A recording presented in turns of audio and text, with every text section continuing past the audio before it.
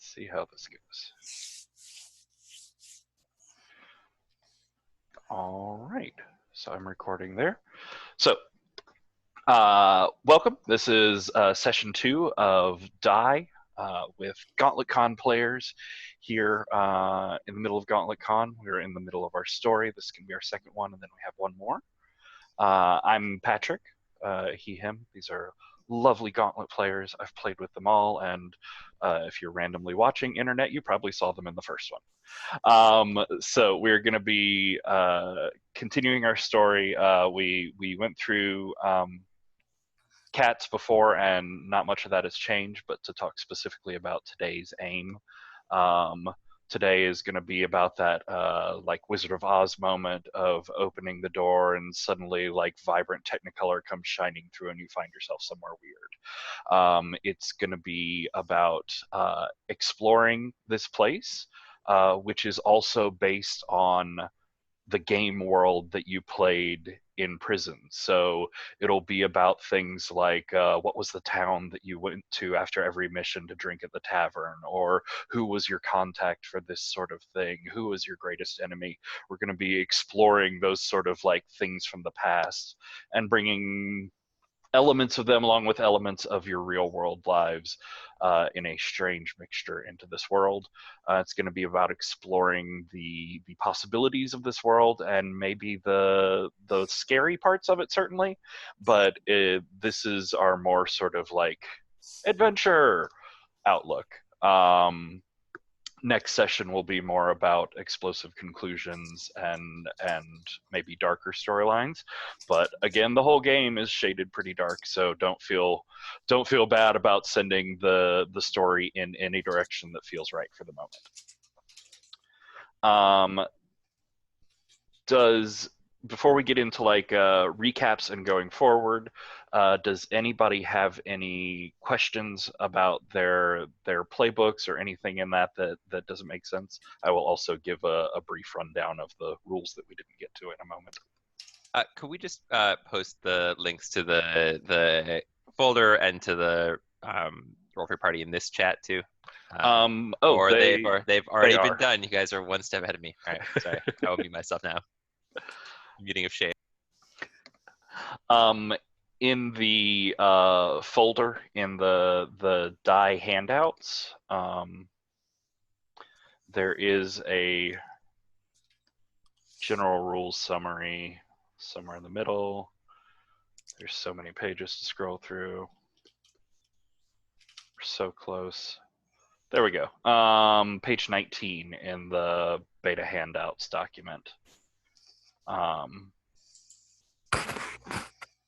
So the basic thing is, like I talked about last time, it's a pool of d6s. 4 or better is a success.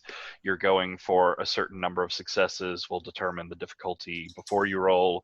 Will determine the attribute you're rolling on based on how the action looks. In certain circumstances, you can add your class dice to your pool. A particular nomenclature thing of this game, because the comic in the world is called Die, and the actual like in-game world that you're on is called Die, and there's a demon in the middle of it called Die. Anytime the game rules refer to polyhedral objects that you drop on a table, it says dice, whether singular or plural. That's pretty funny, given how many times in the comic people say the singular of dice is die.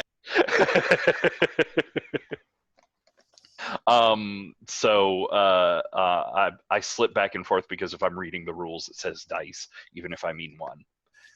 Anyways, some pools you can add your class die into, and there are special rules in your playbook for that. We talk about any advantages that you feel you might have from equipment or good setup, or just because you smarter than them.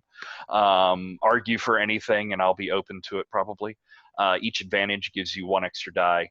Then we'll talk about disadvantages from similar sort of sources, and for an odd disadvantage, you get the negative die into your pool. For an even disadvantage, the difficulty goes up by 1. If you get any 6s on the roll, that can activate any specials that make sense off of what you used or equipment or things like that.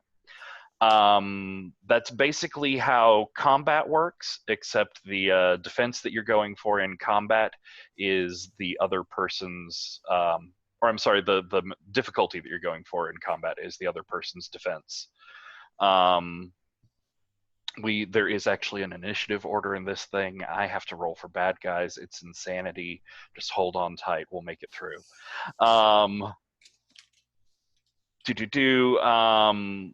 When you get through someone's defense, any successes over the difficulty that you needed to get past their defense start to hit them.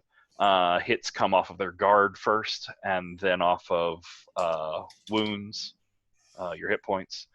And when you hit 0 wounds, you die, which I know how the numbers are in this game, and the scenario is geared towards the heavy possibility of character death and has things in place for that. So don't worry about steering into a bad skid.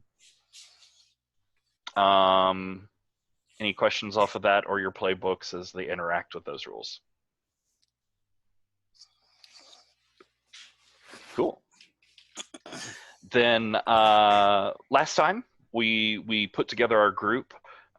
We met our characters. We have Javier, Daniel, Dane, and Magnus.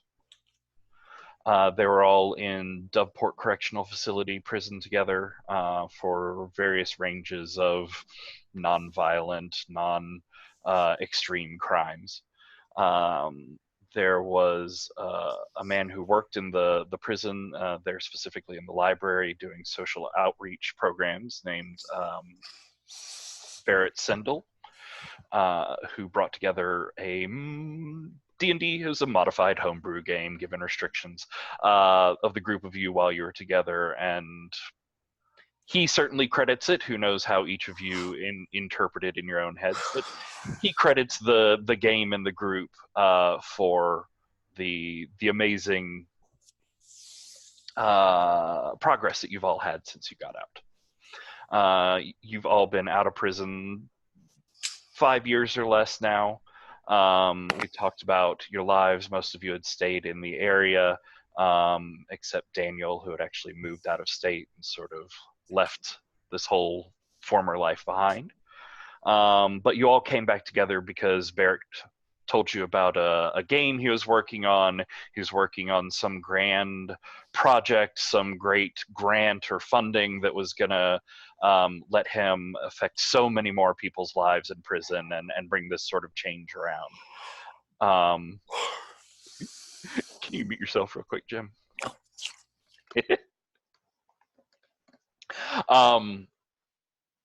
So you gathered somewhat reluctantly at the prison, went to his office, into his sort of game design madhouse room of piles and maps and crazy board strings. He told you a little bit about the game, handed you special dice. You dropped them on the table, and everything shifted. Everything changed. You're in a different place, a different world. A giant cavern-like room, bound by steel and rivets on all sides. Barrett, reached down, picked up his die off the ground, and transformed into a gigantic, nearly 8-foot tall armor and sort of uniform-clad figure. You'll know him as the Warden. He said some apologies, or at least wish you good luck, before he disappeared. And in his place came forward a group of fallen techno-zombies, strange creatures that seemed hungry for you and the sources of your power. The dice, which you picked up one by one, transforming you into the great heroes. Tempest, the Neo, is what Magnus turned into. El Acierto, the Fool, the Vengeance in the Night, is what Javier turned into. Astrid Crow, the I'll ask you, did you come to a determination on exactly what flavor of knight you are? I think fear knight. Astrid Crow, the Fear Knight. And then Dane, becoming, of course, the strangely encapsulated blockhead, the Godbinder. You made quick work of the techno zombies in front of you, and you're here in that same room, panting from the exertion of battle, still sort of recoiling at the strangeness of the situation. Bisected techno zombies on the floor, a door to either end of the room. And I will say, just before we get started, someone asked a little bit about the characters, not the personas in the real world that you made, but the characters here and how real they are, how much they're affecting you. And that can be a mutable thing. It's sort of a thing where if you just let yourself fall into the patterns of your class, into the role of an adventurer, you'll start to find that knowledge of the world. You can make sense of, oh, of course that's the town I always went to, or this is my good friend whoever I've had many a drink with. You can let yourself fall into that personality and gain knowledge and mastery of the world, or your persona can hold themselves back and keep a separation and say, no, this is me, this body doesn't look like me, this mind doesn't feel like me, but all of that is fake and I am this, in which case the world will be more confusing and surreal to you. You can sort of decide that level on your own, but if you ever feel like you want to just ask me questions about the world, you can talk about like leaning into your character and leaning into that life and ask me some questions. So, all that being said, we'll go from left to right on my screen, starting with Jim, and I'd just like to get some reaction shots and immediate post-battle of what your thoughts or plans are. Yeah, so Javier, like when the last of them goes down, he kind of, has another arrow knocked and he's like looking around the room, and then, shing like that, and I snap it back into the quiver, and I look at the bow and I like kind of snap and press a button on it and it goes and it like folds back up, and I, jam it into like a thing on my waist where it fits in there, like I'm carrying a, like it's probably no bigger than like a walkie-talkie, right? When it's all folded down, kind of jam it in there. And I look down at my hands and I look around at everyone else and I say, I don't know what, I don't know how Mr. Sindel did this, but this is amazing. Daniel, Astrid Crow, what's our little like post-action shot and response from you?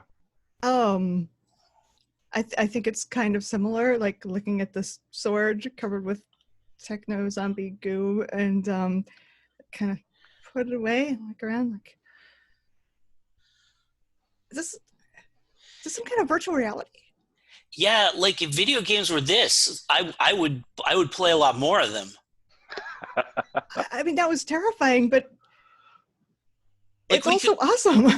Yeah, like I could do it. Like I couldn't turn a cartwheel. Like I can't turn a cartwheel like that. I mean, maybe my daughter's just learning how to do it, but that was cool. I just like, and like all I had to do was think about like back when I was playing the game, what I would have done.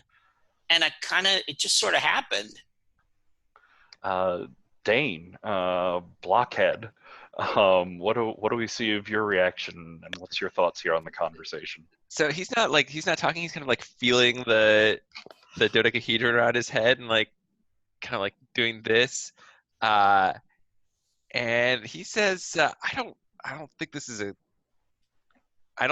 game. I don't know, man. He like touches where his like paunch should be and it's gone. It's like I feel totally different, and there's this thing on my head, but like I can't see it. Like I can just see all of you, but I can feel it. So I'm curious, Sam. Dane's voice, how is it acoustically? Does it sound like it's coming from inside an enclosed metal helmet, or does it just sound natural? I don't think it sounds natural. I think it sounds like maybe not quite like from an enclosed metal helmet, but it sounds like like booming and not quite in keeping with what he's saying. Oh, nice. So you have like dramatic acoustics going on. Yeah, dramatic combat acoustics. Love it. And Magnus, Tempest?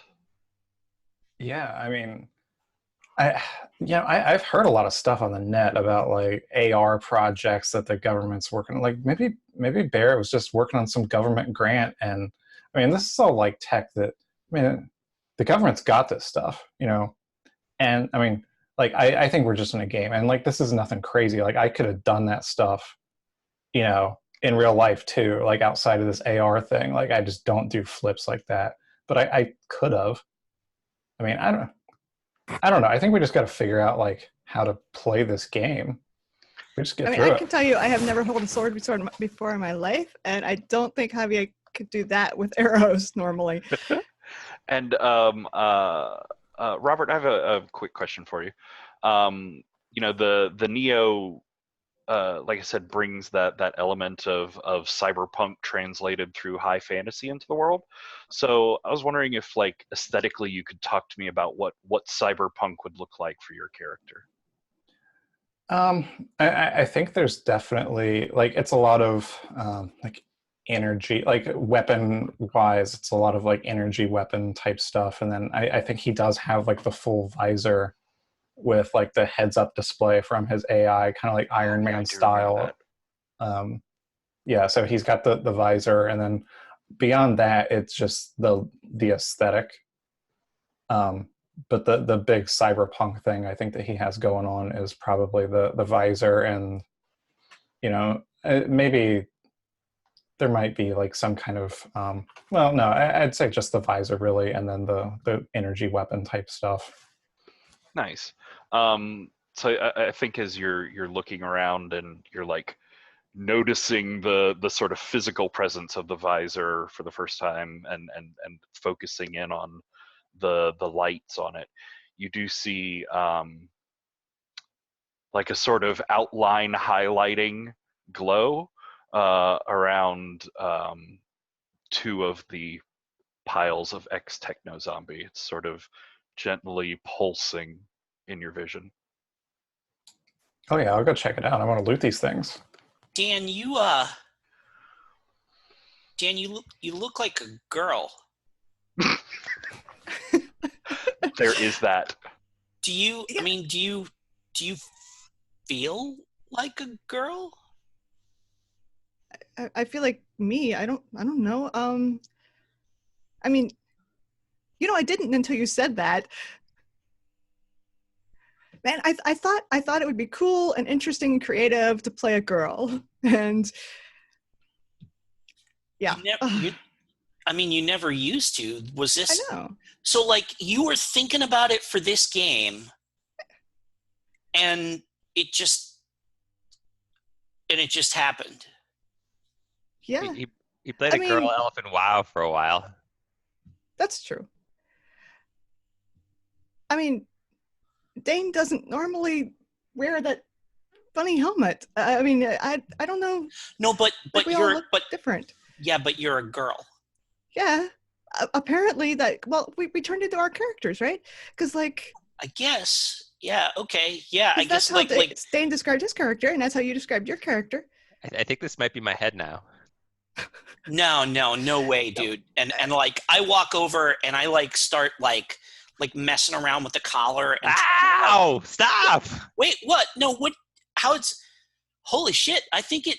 Yeah, it's like attached to your armor and stuff here. I mean, if I had an acetylene torch, I could probably get you out of there. But I mean, that get real hot. No, I mean it's not. Like it's like your head, and I like wrap it a couple of times on the back. So Magnus, while the others are over there confusedly exploring the changes to their bodies, you make your way over to the two sort of highlighted techno zombies. You reach down and I imagine sort of tentatively touch towards the first one, and as your hand gets within a couple of inches of it, it's like the sort of like pulsing glow that you can see spreads. You can tell it's shining light and actually visible not just through your visor, as this like sparkling dark purplish energy spreads over the pile of parts. They disintegrate away into light and sort of contract into a little floating spinning point that's purple glowing, pulsing in the air. What the hell is that? I think that's the loot. You know, like we killed the bad guys, and now we got some loot. You reach out and grab color it. mean it's like rare loot? Yeah, they dropped some purples. You know, yeah, I reach out and grab it. Yeah, you grab it. You go. Same thing happens to the other one. You grab that, and with it, as you're holding them, you just feel this like strange awareness of your body. Obviously things have changed for you as well, but there is an opening, a port, a sort of like coin slot somewhere on your body, obviously artificial, and you obviously didn't have a coin slot before. So where is that? I think the coin slot is probably like right, kind of like on my stomach, like lower chest area, like right on the front of me. You suddenly have this like kinesthetic awareness of like, what? There's this thing on you.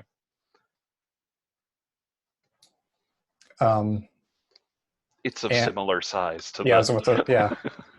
I'll go ahead and stick one of those things in there. It just makes sense. It's so obvious.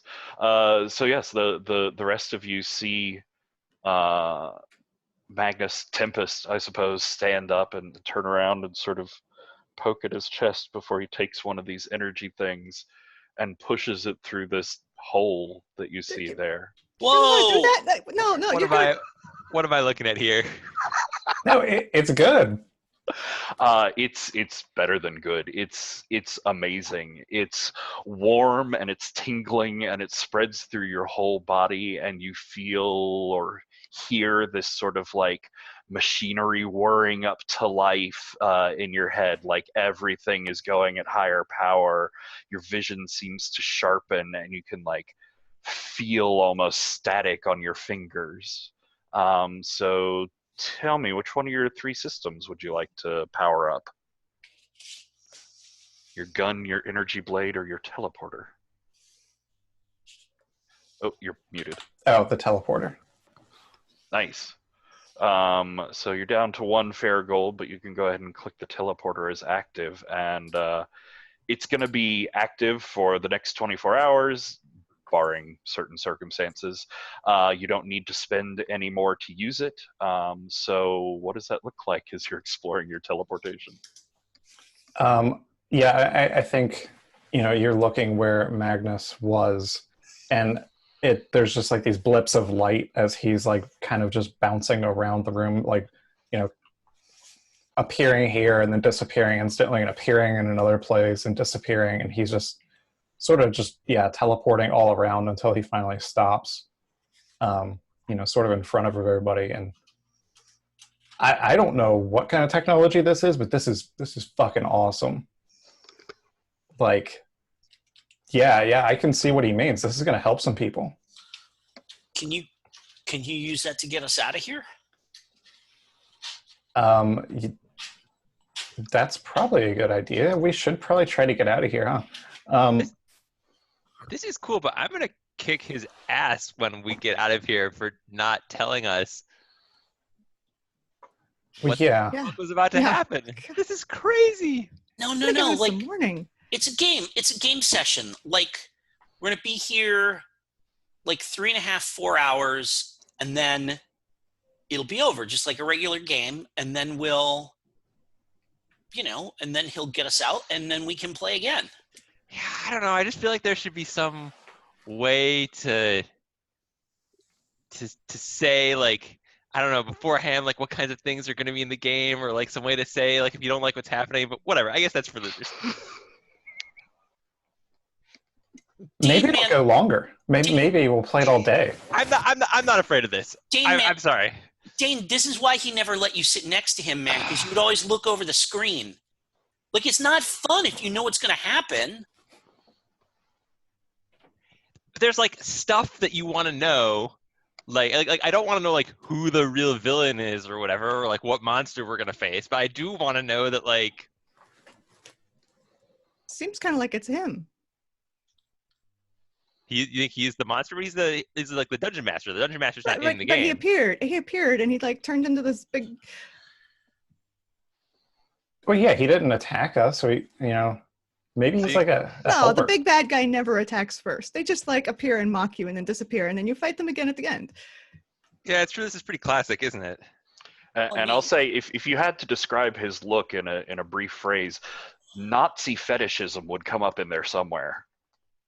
No, but he's like Gandalf. Like, he's going to show up, and like if we get lost, he's going to tell us where we go next. Like, that's what he always used to do when we played. Remember?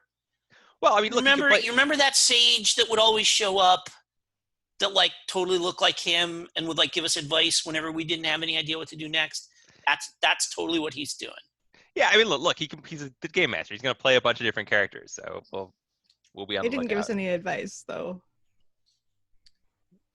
Yeah, that guy. I mean, that guy didn't seem like a sage. That guy seemed like a big bad guy. And like my eyes kind of light up a little bit, and I walk over to one of those doors, and I like do this, and I like reach down like this, and whoop, and I pull out a lockpick, and I like.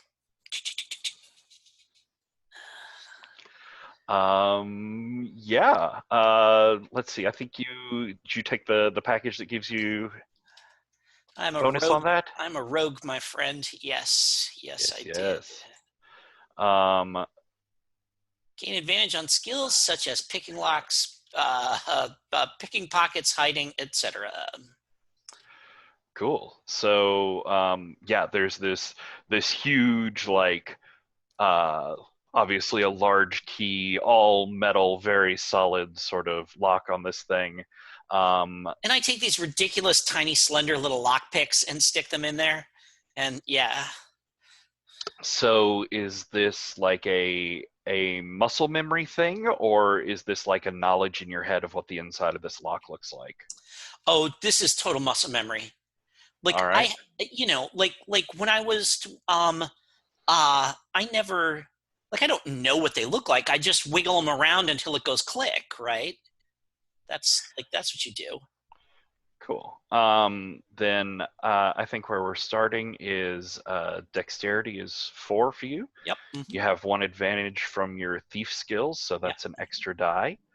Okay. I'm gonna say solid and rusty is gonna give you 2 disadvantages. Okay. So we'll go from a solid 2 difficulty lock up to a 3. Okay. And whenever I'm acting in a cavalier fashion, I can add my Fool D6. I did not check this for traps or like. You're barely even looking at it. It sounds exactly. like. Yes. Yeah. Exactly. Yeah. Yeah. Like, I'm literally not looking at it. It's kind of like one of these, like tongue half out the side of my mouth as I just kind of wiggle it around in there so that for it to go click. So. So that'll get your Fool's 6 in there. And if there's any more advantages you want to argue for, if there's anyone else in the group you want to look to help for, otherwise, time to roll. No, I think that's good. So that is going to, so the other thing that I should do is I should give myself a different color die that is my Fool die, is what I should do. So I've got, okay, I've got that. And what I'm going to do is I'm going to give myself 1d6 in a color that someone else has not used. I'm going to make that pink. My Fool die is going to be pink. That there. Boom. All right. So I've got my Fool die, a negative die, and 3 other dice, right? No. 4 other dice. 5 other dice. Dexterity plus 1, and then your Fool die. But because there are 2 disadvantages, it actually, you don't get the bad dice.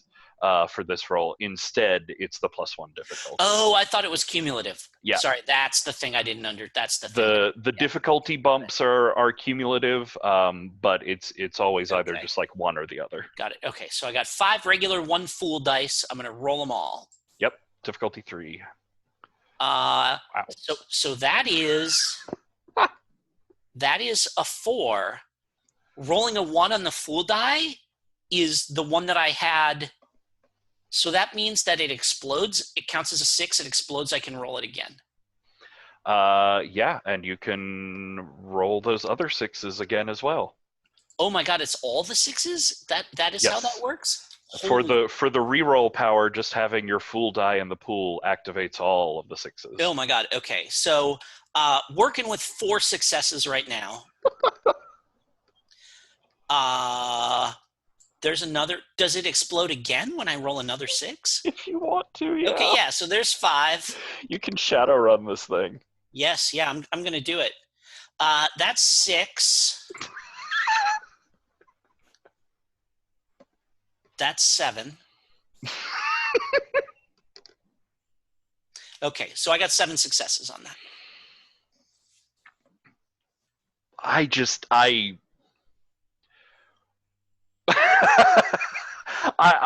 don't even know how to respond to that. I want to give you so much for it, but you're really just trying to open a door. It should turn out the door was unlocked. He's the fool. Yeah, I think for one, you can tell us, because this having your fool die in there makes this all look like just happenstance and luck. Yeah. So tell me the insanely deadly traps that go off on this thing and how they just don't even touch you. Oh, totally. Yeah, that's fantastic. Like, I lean in and I start doing this thing, and like I do a thing where like I go to put my ear to the door, and that's when like the scythe blade comes down like from the top of the door. And I'm in there still, and I like give it a twist, and then I drop one of my lockpicks, and when I bend down to pick it up, that's like when the darts shoot out.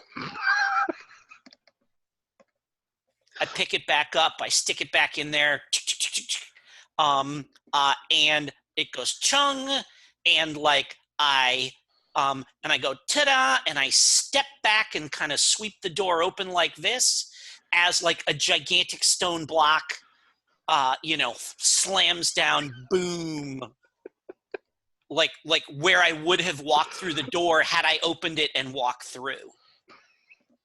It does. It lands solidly there. Yes. And looks like it's just going to block the door, but slowly tips over to the side and clangs down to the floor.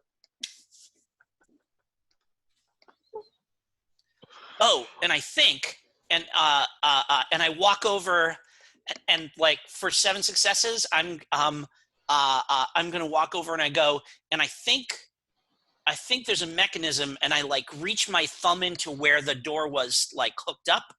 And I think if I do this, and I kind of like twist my wrist a little, and there's a clack, and the door on the other side of the room opens as well.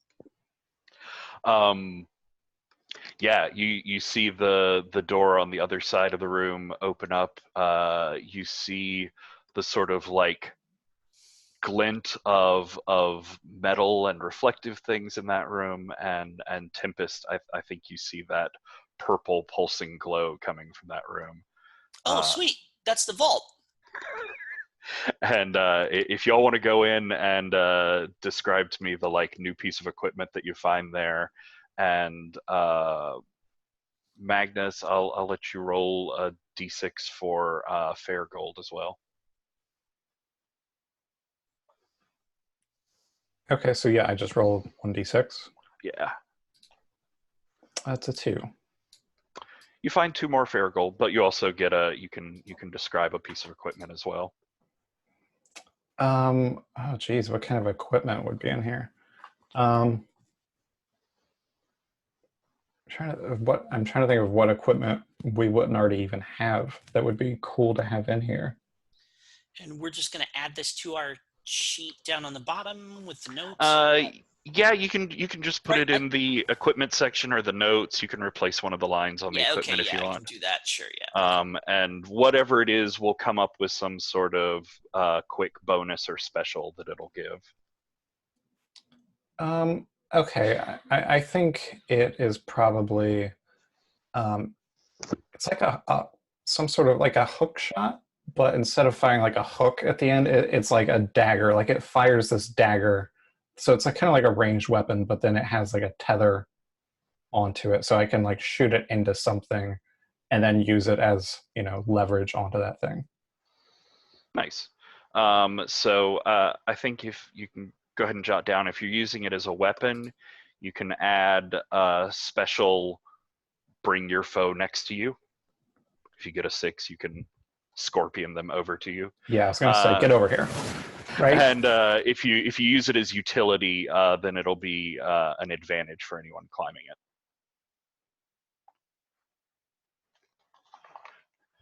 What did the rest of you find?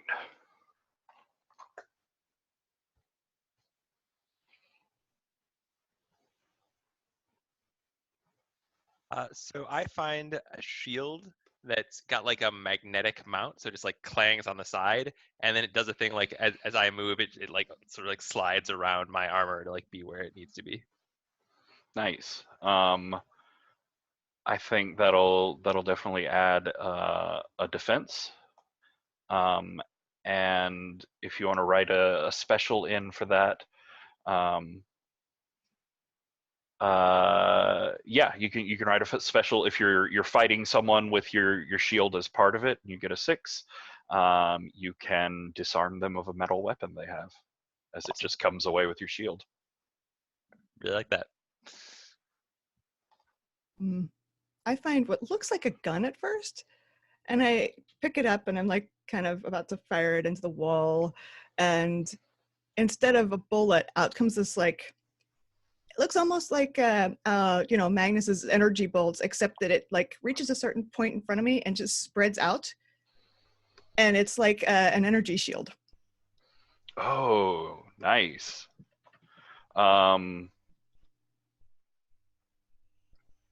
So yeah, I think it'll be like a defense 2 wall you can put up, and you can roll. It'd probably be like an intelligence roll when you activate it, and you can have a special for any 6s you get on that roll. You can defend another person along with you. You can expand it for like 2 people or 3 people. Awesome. And there is a like a practice dummy, or like almost like a dressmaker's model there that has a bandolier across it, and I like, oh, is that? Oh yeah. And I walk over, and it's got these little whatever, like little sachets, like little like cloth bags tied at the top or something like this, with what looks to be like a little, like a fuse coming out of the top. And I walk over and I take one and I go, oh yeah. And I kind of like flick my thumbnail hard against it, and it's like, and I like, as it's going down, I throw it down on the ground, and of course there's the Quathoom, and the entire room fills with like acrid, like stinky black smoke. And when it clears, you guys are all like, what the hell? And I'm standing outside like, oh yeah. So I've got smoke bombs now. Nice. So yeah, I think throwing those will give you advantage on any sort of stealthy roll right afterwards, as well as, I mean, it'll give advantage to anyone. It's a smoke cloud for everyone. And if you can add a special if you get 6s on that action. For each 6, you can name an enemy who's like taken out for the next action as they're coughing and hacking.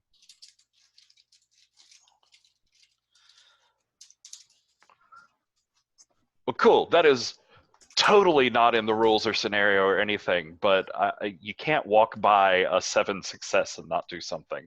Yeah, that's fantastic. Sweet. How come you only get treasure? Like, are you keeping score or something like that? Like for when you shove those things in, is it tallying up or something? It's just like it. I don't know. I just have the slot, and it feels really good. And how come? Why do you look like Metroid, but the rest of us look like D&D characters? Well, that's just what my character would wear. You know, like that's just what my character does. You know, he's just kind of like that. And to reiterate one of my favorite points about Tempest, there's this huge long red scarf that is just like flapping to the side in some breeze you can't feel. Has anyone ever told you that you're the worst, Magnus? I mean, yeah, there was that one time when I stole somebody, you know, I ninja looted from somebody. I mean, it was worth a lot of gold, so. But no, I mean, like, yeah, it's not like points. It's just, you know, I hated that. They called it fair gold. You look like, you know what? You look like you went through that stupid spaceship module. I hated that spaceship module. I don't know. I thought it was pretty cool. Well, yeah, because you ended up with like laser guns and power armor and. Well, I mean, yeah, like, you know, I did the research and I picked the right skills. Like, that's what you got to do. I'm sure that this game, the technology and the magic are balanced. Like, Barry knows what he's doing. And yeah, as you're okay, sure. Yeah, I guess that's yeah. And as you're all like feeling out and sort of putting away your new equipment, or just obsessively playing with it, whatever you want to do, there's the first door on the other side of the room that had all the traps and the stone block and everything, and you see light, like an outside light, shining through there. Well, are we gonna go get this quest or what? Oh yeah. Let's do it. I wanna see. I wanna get to the dungeon. And yeah, I guess we're gonna go. Like I immediately turn and just stride right out of there. Yeah. You head outside. This building, this strange like cubic castle behind you. Is up sort of on the top of a hill with sort of rocky, sort of scrub grassy around it. You look around; it's a clear day. You can see some of the surroundings, and you can see all the way to the horizon in one direction, which seems strangely close and sharply angled. But as you each look around, like this is the world that you played in. This is a hill. This is a fort that you sort of recognize, and I want to get from each of you a landmark that you recognize looking around, be it place or natural feature or whatever. And just give me a 1 or 3 sentence snippet about the story that happened there. So we'll go the other direction this time. We'll start with Robert. I think that there is, oh gosh, off in the distance, I think there's a mountain that we can see, and on the top of the mountain there is like this massive temple that, you know, has like a giant flame that they keep alight on top of it. And I think maybe at one point in our game, that was where we had to go. Like there was some cleric there that we had to go and visit because one of our, you know, we accidentally or maybe on purpose, like murder hobo killed one of the NPCs that we really needed. So Barrett forced us onto this quest to go and resurrect him. And so we had to go to this massive temple on top of the mountain to get the clerics to resurrect this NPC. It was like punishment for having killed the wrong NPC, basically. Nice. What was the sort of like We have the giant eternal flame up top, but what was the sort of aesthetic of the temple and the clerics there? I think they were worshiping like basically a flame god.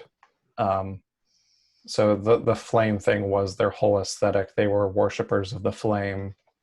Not to get too Game of Thrones, but they basically, everything came from the power of the flame, and as long as that flame was alight, they had the powers of their god. Nice. Thank you. Sam, what do you see? So I see off in the distance the light sparkling on the ramparts of this like crystal fortress, which is ruled by this this queen who's kind of plainly modeled on whatever celebrity we were all fantasizing about, like in the whatever 10 years ago, and it's kind of like the castle of hetero fantasy. Like there's this queen who like wants to like marry a hero, but only if they complete these like ridiculously deadly quests, and like we were never able to do it.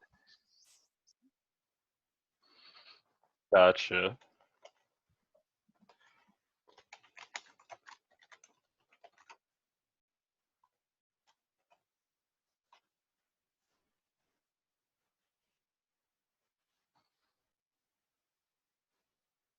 Not how you spell quests. All right, cool. Bethany, what do you see? So our very first session was like, this kind of mini mission to just get us, to teach us the rules. And it involved climbing up this tree that was like enormous. It was bigger than any, real tree. It was like a tower itself. And at the top, there's a nest, kind of like an eagle or a hawk nest, but also same scale. And this gigantic bird had been stealing things from the town, and like shiny things that it collected. And so we were headed up there looking for treasure. And we found some. Only one of us fell. And I love the sort of twist on the thing of like being hired by the town to go get our things back from this evil monster, and you got up there and you're like, sweet haul. Javier wanted to like hang out until the bird came back and tame it, because he was a ranger. He thought that would make a good animal companion, but yeah, Barrett said no.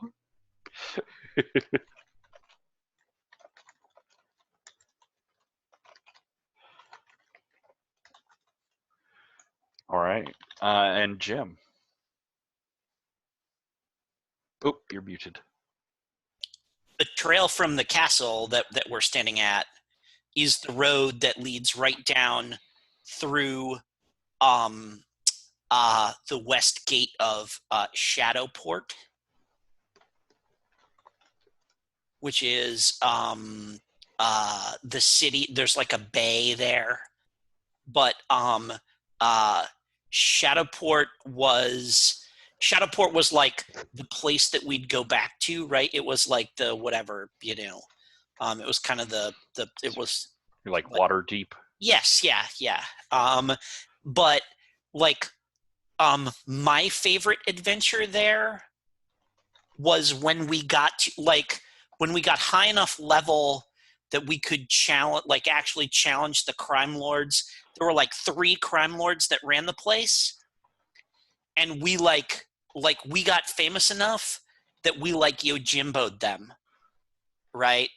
Like we went to work for one of them and killed most of the guys of the other one, and then the third one hired us to kill the first one, and so basically we pretty much rooted out the crime in Shadowport, and we're our characters were like civic heroes there, right? Kind of like borderline superheroes. Do we have statues? I don't think that we have You know what? No. Like, I don't think it was like that, but it was like, that was his way. So like stepping out metafictionally, that was the GM's way of going, okay, you're heroes of Shadowport now. You don't have to pay, like, you don't have to pay for an inn. You don't have to pay for all your meals. So like, it was just like, it was like an implot way for him to nuke a bunch of bookkeeping that we were otherwise having to do, right? You know what I mean? So like, we could just go in there and get like, no, you don't have to track your silver pieces, you know, anymore for like room nights and, you know, meals. And did I have a fine meal or did I have an average meal and stuff like this? Yeah, I think there's like a former NPC of the party that like bought and set up an inn here. So there's not a statue to you, but there is an inn named for you, and like that was where you could always stay. And then yeah, all the Yes, yeah.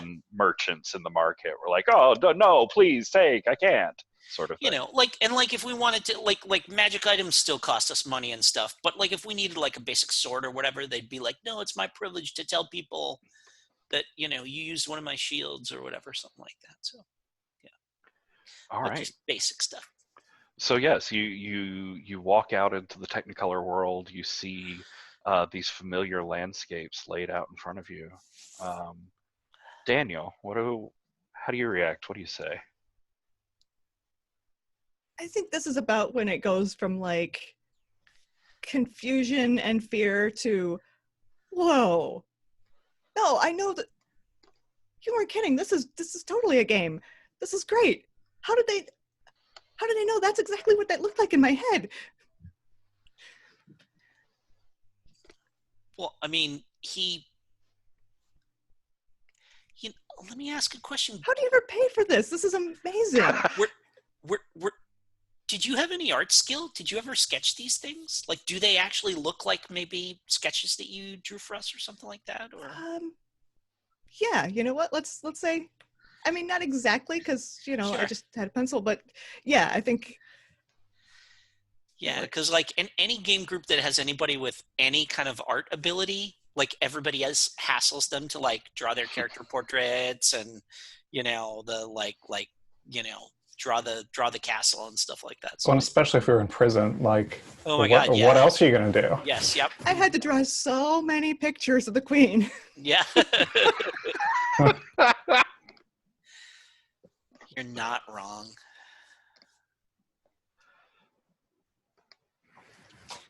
Yeah, that's Shadowport. We can, we should, well, I mean. Will they know us though? Because we're not the same characters that we were in that campaign. I don't know. I mean, there's one way to find out, right? Yeah. But even if not, like, we know who to talk to in Shadowport. Like, you know, we know what's up. Yeah. Oh yeah. Totally. Yeah. Yeah. So is Popeye still there, do you think? One way to find out. Yeah, sure. Is this game? Sorry, just Is writing this that game down. like? Is this 10 years in the future in the game, or is it? I mean, it could be in the past for all we know. I mean, probably there's like a dragon threatening Shadowport or whatever, but like, that's what we're here for, right? Oh yeah, yeah. Maybe. No, you know what'd be awesome? And this is like as we're walking down the hill, right? You know, like I'm just gonna like start walking down the hill. You know what would be cool is if like the sons of the old crime lords, like they grew up and like took over, and like since we were gone, they built their empires back up, and now we gotta bust them up again. I think that's totally it. That was totally the best. That was the most fun adventure that we had. That was like the best part of the campaign. Yeah, but they got to have some kind of advantage their dads didn't, right? Because, you know, the second time around's always got to be harder. Oh yeah, yeah. I mean, like we can't just count on beating them the same way we did last time. Yeah, I guess that's true. All right. Maybe they have a dragon. Popeye will know what's going on. Yeah, we need to talk to Popeye. So y'all begin heading overland towards Shadowport. It'll take you. I mean, if you're thinking back and trying to remember like rolls for travel, I mean, it'll probably take you the rest of the day to get there. So I think just to explore a little bit more of the world and the sort of adventures you had before, I'm gonna steal a little bit of tech from the Fellowship game, and we're gonna do a bit of a long journey here. So that how that works is we're gonna go round robin around the table with each of you. The first person will propose a problem or an obstacle or an adventure snare that the party finds themselves in. You'll sort of flesh out the situation and give us our framing. And then you'll choose another person in the party who will then get to describe how the party gets out of it, like how their character overcomes the obstacle, or if it seems perfect for another person in the group, you can work with them to see how they get through, or maybe it's just like all team tactics and it's a full big thing. But then after you describe the solution, you'll set up the next obstacle or adventure along the way, and we'll do that until everyone's described one and solved one. Sound like fun? Cool. So we get to see a little bit of this world and the oddnesses in it. So let's go ahead and take our first break here. Let's take about 10 minutes, come back at 25 after the hour, and that'll give you a little bit of time to come up with the perfect obstacle. Before we leave, Tone, yeah. Are we showing this fantasy world like the way we remembered it? Or is it meant to be like with a dark twist? Take it as definitely time has progressed and moved forward, and the great heroes have not been in this world. So I think there can definitely be some dark twists in there, and some we left everything perfect but now it's not sort of things. That's definitely a theme. Awesome. Okay. Cool. Thanks.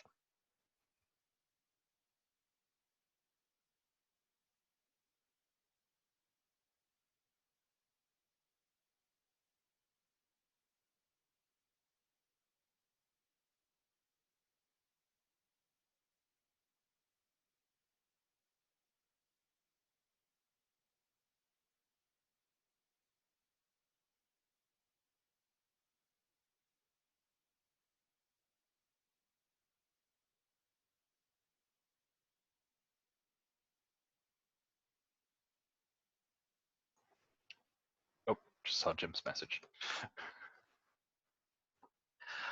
So welcome back. We are going to start this up, and Zoom has given me a shuffled random new viewing order for you, so we'll go with my new order, and we'll start with Sorry, Robert. so let me just let me just interject just for a moment. When you turn your camera off in Zoom, it will drop you out of whatever the order is. If you would like us to keep it the same, when we take a break, just remind us to leave our cameras on. We'll point them at the ceiling or just have them on while we're, like whatever, and that will keep everything in the same order. But like, if it doesn't matter to you, then we won't worry about it. But that is one of the things that happens with Zoom, which is if you shut your camera off, it will change the order that everybody's arranged in. That is good to know, but I think I'm of a chaotic enough mindset that I'm okay with the change. Sam? We may also, we could also, if we really cared, we would just flick off and flick back on again. Oh, neat. And that way. Okay, but we'll start with Robert this time, and go ahead and describe to us as the party is traveling down this road. What's the first obstacle or adventure hook that we run into? I think we were used to there being like this massive bridge that probably went over some giant, like a giant chasm, and we get to the bridge, and I think it's in like all kinds of messed up shape, like to the point that you couldn't even like cross it normally. there are just huge gaps missing. It's very dangerous to even try to cross it. And yeah, like the chasm, it's like a giant canyon, basically. It goes hundreds of feet deep, and then there's like a river at the bottom of it or something. Nice. So we have a giant canyon, a bridge full of holes, and I think just looking like the wind might knock it over.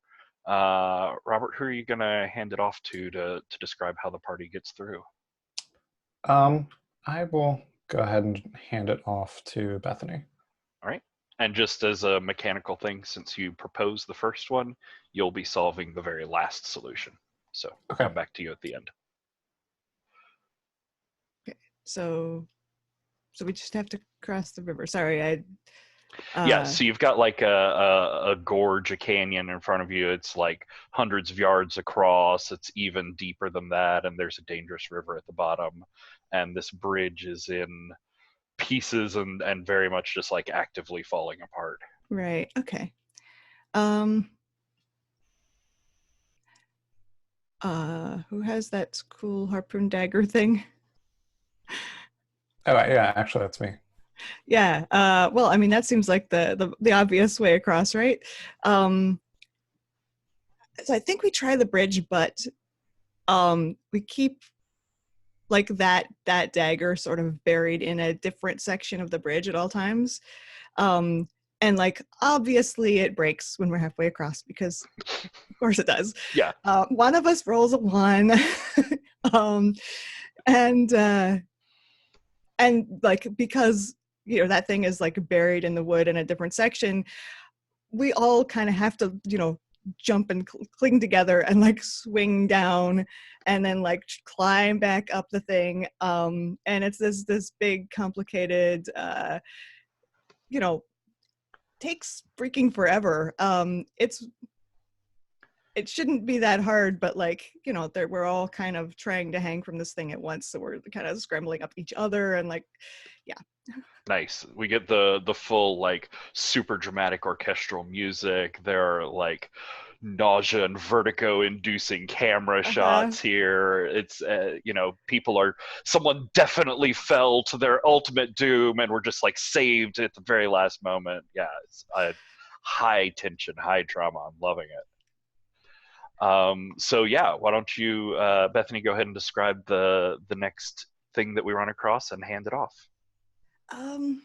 So back in the original campaign, one of the things that Barrett brought in when we got to a level where things before the whole thing with the crime lords, when we were like level 5 or 6 where things seemed to be getting sort of easy before like the really big things started coming in, he introduced a rival party of adventurers who were kind of like a mirror universe versions of us in some ways, and like there was a wizard and a ranger, and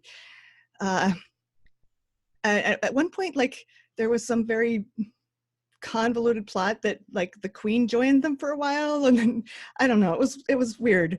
It made no sense. But it ended like right before our campaign abruptly ended because funding got cut off. They had beaten us to this treasure trove, and in that treasure trove there was some kind of little gadget that was supposed to raise the dead, and like the next arc probably this would have been something about oh, we have to go after them because they're going to raise some of these crime lords that we just killed off, and get it back. We run into them with like 5 or 6 techno zombies in tow. Nice. So you have some like recognizable undead as those gangsters, and then the sort of like throng with them. Nice.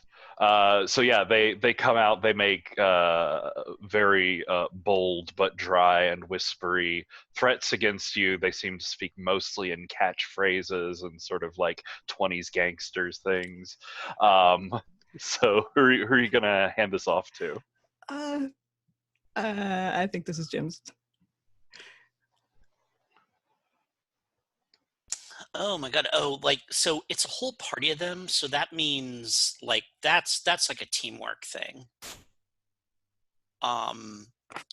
And like we do the same thing we did before, which was like they're coming at us and the zombies are there, and like we dispatch the zombies like basically instantly, right?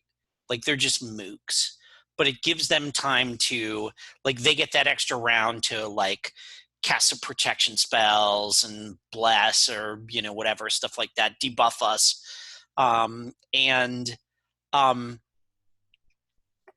I think that like we do the thing we did before where like we switch off, like you know Dale made an analog for each of us, or sorry, Barrett made an analog for each of us, but like the whole point is you're not supposed to fight the person that's the mirror of you. You fight like the person, and so like we're supposed to like switch off and stuff like this, but that's how we killed them, so they're ready for it. And like the ones that we originally defeated have a like something to specifically counter us or whatever. And so like my arrows are bouncing off of Dane's armor, whereas before I was like finding the chinks in them and stuff like that. And whatever, Magnus's sword, like I'm the one that looks like me is too fast for Magnus to lay a hand on and stuff like that. He's just flipping around him and whatever.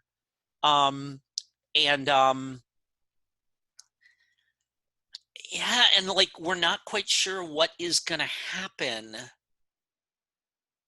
But like I like holler at Dan, like, what are you doing? Let loose, because he's just kind of like swinging his sword. He's, what I think, he's kind of like standing behind that shield, right? And we're like getting ground down, and I'm like, dude, you got to do something. You got to do something. And I'm like hollering at him, we're getting killed here. And like, I just get frustrated, and I like, and I just like knock an arrow, and then I whip around and I shoot it, like bounce it off of like a column, and it zooms in behind that shield and just knocks that shield projector out of your hand, and it goes spinning off, and like a couple of zombies jump on top of you, and like the guy that the analog for me is like in there, like trying to pry your about to stab you in the face, and that gets you scared enough that you throw them off and just cleave through the others with your that's kind of the first fear charge up. And I would love to, like, if you want to describe what that looks like and how that feels, I would love that. But like I figure out, oh, okay, I gotta get Dan off his ass. Like, I figured it out because, what I need to do is antagonize Dan to make this work. Nice. So let's get a demonstration of the emotion night. I think it's totally fair to say that a group of zombies and undead gangsters shambling towards you is good enough for a level 2 fear, easy. And so there's your choice. You can either do something off of your emotionally engaged, where you just sort of like step yourself down from 2 to 1 fear and do something badass with your fighting, or we can go creative violence, and you can blow both your points and have like some big special effects dramatic taking care of them. What do you feel right now, Bethany? I vote for B. Be awesome. I want to see you. I solved this problem by making you be awesome. by antagonizing me into being awesome. That's great. I mean, I think this does this is a mob, right? So yeah, so we have creative violence. You're high enough to reach it, and this is a free form describing how you're defeating something that fits under your nouns. This is definitely a mob, and that defeat can take any form that you want. It can be violence, it can be death, it can be change, it can be whatever. Okay, it's a little too freeform.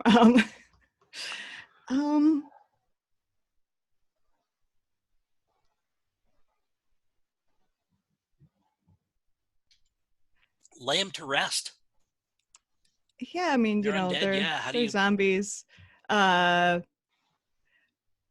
So yeah, I think I just like do that, draw the sword and then just suddenly with like turn into super speed. I can't like I wouldn't be able to see my own motions normally, let alone actually do them, let alone do them accurately.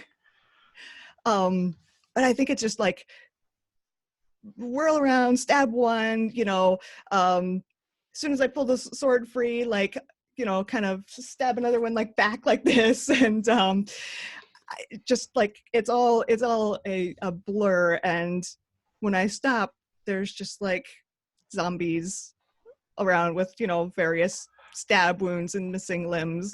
Like and as you stabbed each of them and your sword has wounded each of them, you hear this voice in your head. You know instinctively it's coming from your sword, and it's just it's insistent, saying the incantation. You have to say the incantation, and it'll rattle off a strange arcane phrase in your head that it wants you to say. Yeah, I think I'm almost done by the time I actually start repeating it. But then I'm kind of muttering it as I like stab the last zombie, and I'm still muttering it as I'm standing there looking around.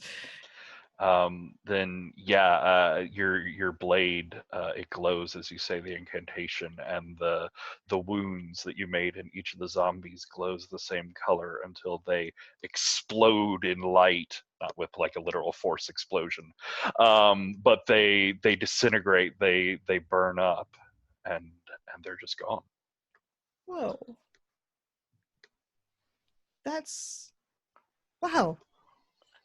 Sweet, you're a paladin. Does that mean I have to be lawful good? I don't know. Probably. You hear this laughter in your head. Yes, yeah. Because I don't know if I can do that. No. You should be okay. That was awesome. That was I cool. wish I knew how I did it. So Jim, why don't you set us up in our next segment down the road? Who do we have left that hasn't solved? You're going to be passing off to Sam, and then Sam's going to pass off to Robert. I'm passing off to Sam. Cool. Okay. All right. Oh yeah, definitely. We come across a village.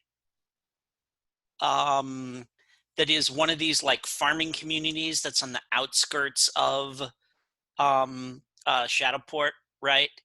That is like one of the places where I had like a second or third level adventure, like they were being plagued by kobolds or something, like back when we first started.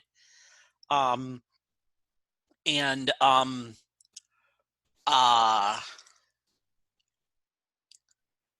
think and this is the thing where like we roll into town and like everybody like looks afraid and shuts their doors, and and like we see people looking at us from behind the curtains, but then when we look over they close them and stuff like that. And I'm saying at Javier, I'm like, oh sweet, I think I've seen this before, I think I know what's going on. This is totally, we're totally gonna run into some crime lord. But then we like turn a corner and there is a temple that has been raised up to whatever like the main cult that we used to fight was, right? Like that used to be the like hidden, oh, you know what? It's totally the cult that delivers brains to the mind flayers, right? Like the human version of it, that like kidnap people, like cultivate people and feed them whatever they're supposed to, so that their brains get big and fat and delicious, right?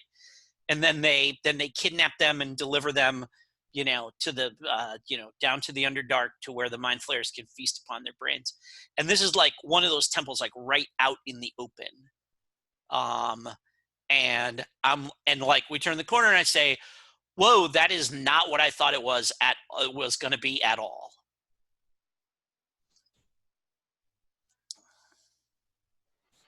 Nice. So yeah, Sam, describe to us how the party gets through this and out the other side. So I think that what happens is that we just like bite off way more than we can chew.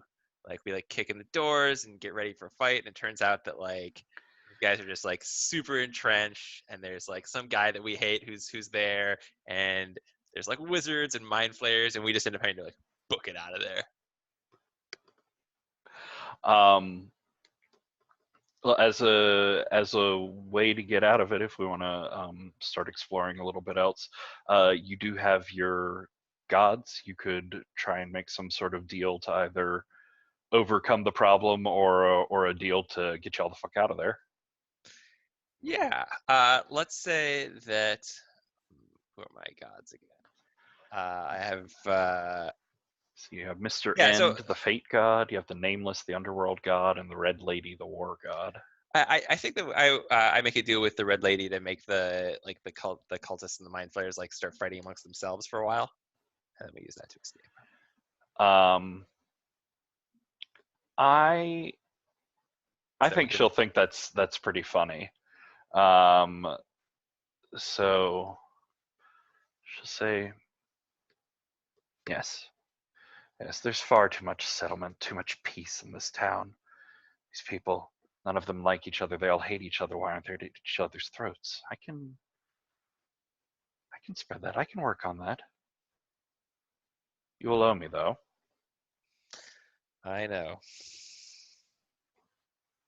As long as you understand your place in the organization, a soldier takes orders. But a good soldier is rewarded by their general. And if you mark 2 debt with the Red Lady, you can describe how she takes care of this problem for you. Sure.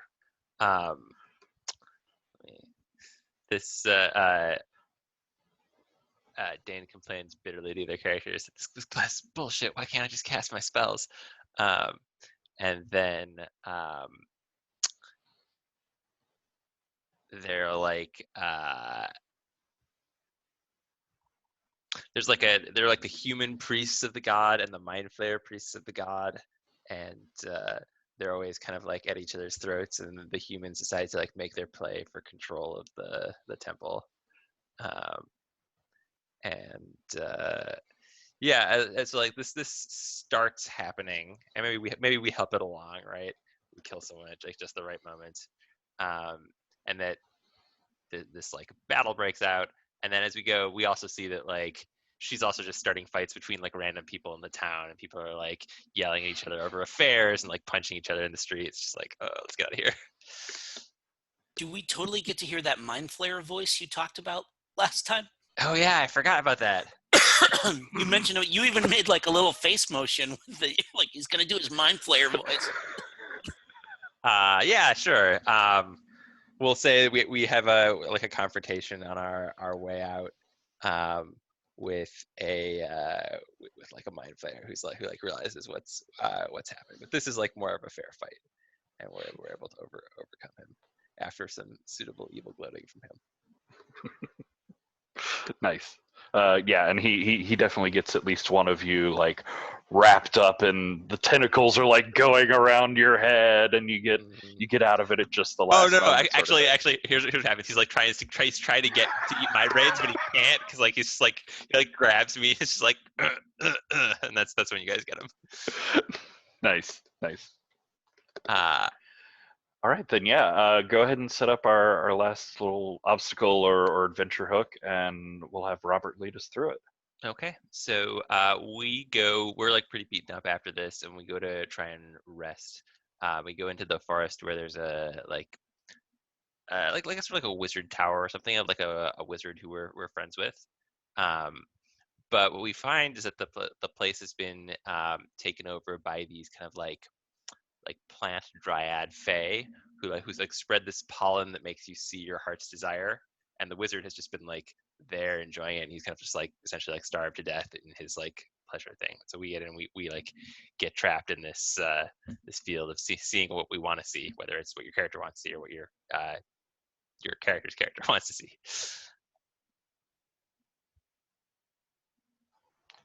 Nice. So yeah, Robert, how does the party get through this dream field eventually? Yeah, I think we start to succumb to it. And I think at first we are all kind of falling into the same trap that the wizard fell into. And then I think like some of us start to break out of it, I think in different ways. Like I think Tempest, I think the AI system sort of helps to break him out of it. I think we all have like these little hooks, and like taking a step back, it's really like us more or less just thinking like, okay, this is just like that one time that Barrett had us keep rolling to save over and over and over, and eventually we're going to make it. But I think we do all see something like, I think Magnus definitely sees the queen that we keep talking about, and keeps seeing her around, and he's trying to track her down until finally he breaks the grasp. He gets out of this, the effect goes away, and I think we find the source of it, which is the dryads or the fae probably have some kind of like this magic orb that the wizard had, and they've corrupted it, or not necessarily corrupted it, but changed it to cause this effect. And I think we end up just destroying it. And that magic goes away, and the wizard kind of wakes up. And at first he's happy, but then he realizes that, he was kind of in paradise. And so he's kind of pissed at us now too. And so we've pissed off these fae, and we've pissed off this wizard who was, he was getting old anyway, so he kind of was okay with just living out his days seeing exactly what he wanted to see until he would no longer be. So yeah, we've gotten ourselves out of the situation, but nobody's really happy with us about it. Nice. And I'd like to zoom in on a little moment there, because when you get inside the tower and you get to that like orb that's been taken over by the dryad fae, you see like these roots and branches have grown up around the sort of plinth that it's on and are grabbing the orb, but you see incongruously like lights and circuitry running along the roots and spreading in a thin web over the orb. And with the assistance of your AI, with this sort of thing of, it looks like you're trying to interact with a Magitech rechanneling device, you can realize that the fair field and fair tech is running through this whole thing. And so I'd like for you to describe to us what your hacking the fair field looks like here. Oh yeah, okay. So it's totally like visor down, and I think I definitely have like the almost cyber tech or cyberpunkish like thing that flips up on my wrist, or Nice. I'm punching buttons and stuff on there, and on the visor, just kind of making connections and trying to find like kind of the ley line of the power, or the source of the power for where this is from, so that I can short it and kind of take it over. And so I think to everybody else, it really just looks like Tempest kind of standing there, quickly like pressing buttons on his wrist as, these roots are kind of like forming differently and shifting around, and until he finally gets it off of the orb. Nice. So yes, you've made it down the road, encounters some of your places from before. I like those dryads, they were neat.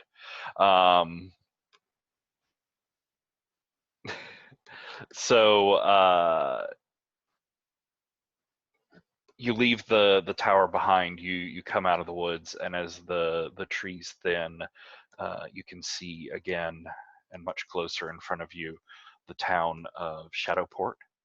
You're at the gate that this road runs up to, and as you're approaching the town, you know the town and all the buildings were made from this local shadow ash tree. It's like this dark grayish black wood. So the whole town is dark and sort of sooty looking to begin with. But as you get closer, you see like the buildings are run down in disrepair. You see several buildings where the roofs have just like collapsed in. You do see people coming in and out of the place, but they look dirty. They look destitute. And everything that you can see is just it's run down and poor. What do y'all do?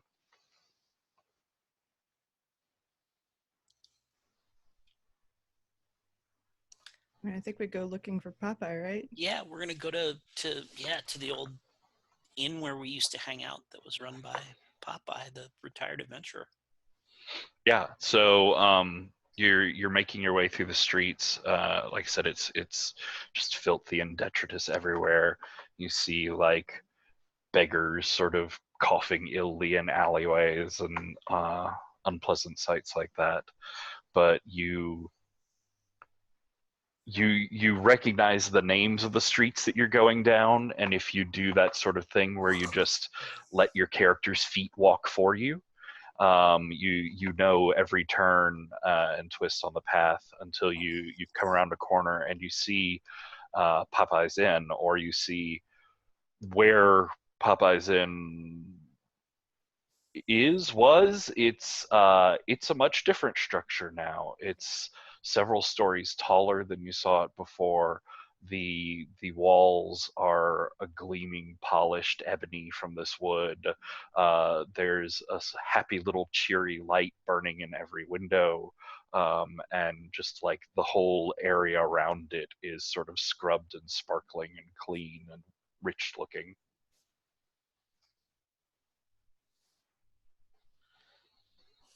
At least someone's Popeye's doing moving well. up in the world.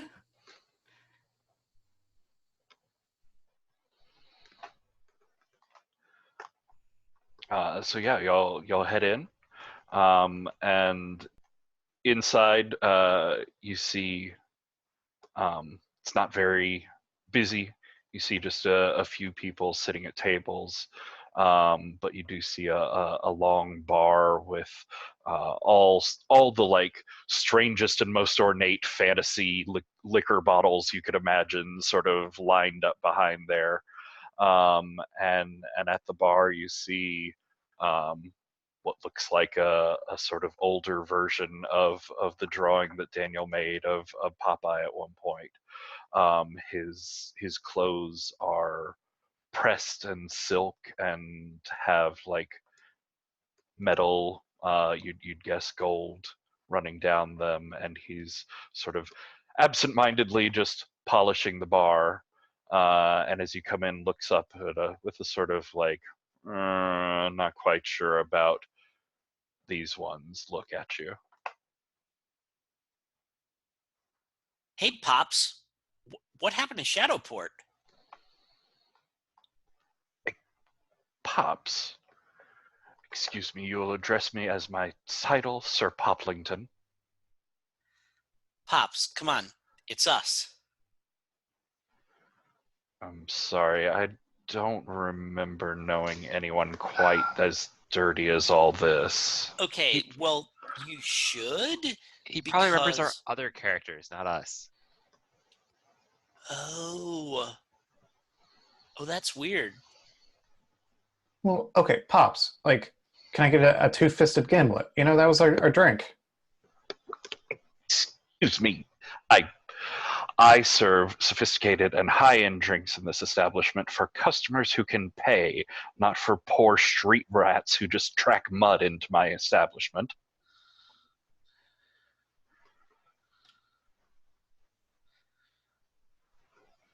Remember that time we put out the fire that almost burned up this establishment? What? That wasn't you. Don't be ridiculous. That was the great heroes of Shadowport, the founders themselves, the patrons of the city. Much better than you trash. We irritated the wrong wizard, all right? What? We all got transformed. But it's us. No, hang on. Well, I can see how you would be skeptical, but surely there's some quests we can go on to prove that it's us. What? I'm sorry, a quest? Are you looking for some sort of holy artifact? No, like can we go on a, like, what do you need done that, like you must need something done that you can't do yourself that, like, only we could do for you.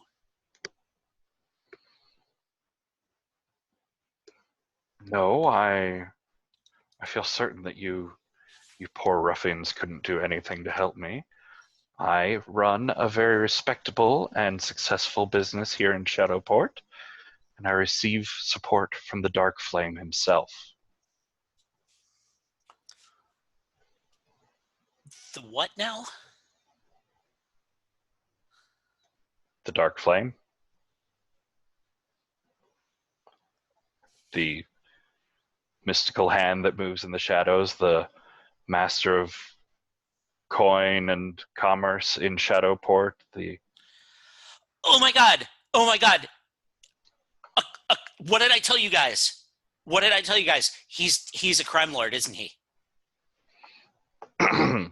I am sorry, sir, but I'm going to have to ask you to leave if you're going to start using language like that. As I do not, there is no crime in this city, sir. Absolutely no. I totally get it. Like, yeah, no. We don't want to get you in trouble. So we're going to skate, and I'm just, but, you know, just like, you know, just keep an ear to the street, if you follow what I'm saying. I'm sure I don't know what any of that means, but we will have this problem. Leaving.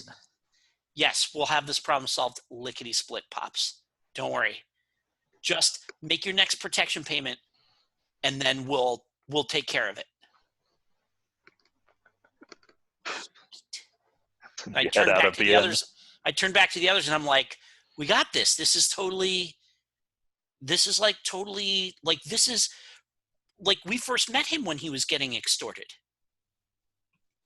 Yeah. This is like about this Dark Flame guy. No, but this is cool because this is like, it's like not a sequel. It's like a reboot, right? Yeah, but he seems to be doing pretty good. Like, maybe, what if he doesn't want our help? No. He's fronting. It's Pops. Like they're probably like if he doesn't play along, they're going to burn the place down. I mean, come on. Black Flame? He's just grown up to be a rich asshole. That's the thing that's happened here. No. It's Pops. Well, we go knock this guy. So yeah, you hear as you're making your way across the inn there, outside and probably across the street, you hear a few quick screams that are suddenly cut off in the middle. There we go. No crime, huh? And I just go bolting out the door. What do the rest of you do? Yeah. Well, let's find out who's screaming and why. Yeah, I'm following, but I'm teleporting. I shake my head, which when I do that, the die just like spins, and then I like lumber out after these people. So yeah, the group of you, like, you run to the door, fling it open, and make your way across the street into an alley that's sort of diagonal.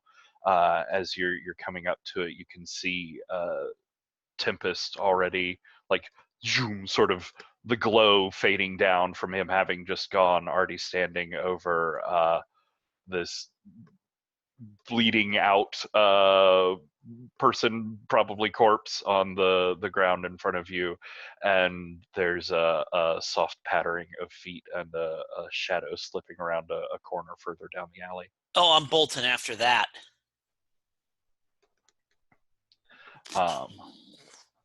All right. Anybody stopping here? You're all following the shape? Oh yeah, I'll follow. I'm stopping here. I'm definitely following the shape. I'm going to try to like teleport ahead to catch him. Catch it. Sam? Yeah, you said you're stopping here? Yeah, I'm going to take a look, see who this person is. Are they still alive or are they dead? That's the most important question. They are still alive, but rasping for breath, and bleeding profusely. They seem quickly on their way to death. I'm going to cast heal. Nice. Is that one of your minor miracles? It is. Death domain heal, not bless domain heal or whatever. All right. So yeah. What does it look like, first of all, as you bring up and cast a spell? That is interesting. So the question is, do I need to go? I guess I don't need to talk to a god to do the minor miracle, right? No. This you don't have to call up the nameless if you don't want to, although you could. And pretty much no matter what you roll, you can't really fail this one. It may cost you a little, but you can't fail it. Okay. So basically, what happens is, I kind of like reach into death essentially, and so I describe death as like a river, and I like cup my hands and bring out like water from the river, and then I bring that sort of back into the world, and I like pour it onto the wound, and there's a kind of like gross like reverse rotting process that like knits wounds back there. Nice. So yeah, go ahead and make me a wisdom roll here. Okay. Roll for a party. I have 4 wisdom dice. And do I roll my class die as well? If at any point you may have, I think you do. Yes, including your D12. Okay, and successes are 4s? 4 or better.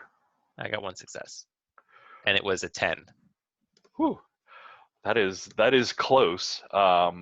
So I think as you pour the water on there, there's this like long dramatic moment where it's just water that you've poured into a wound, and this person is like gasping for air and convulsing. But then just at the last moment, you see that like spark of divine light. You see their flesh sort of writhe and roil, and the water flow away, carrying the black sort of necrotic look of death.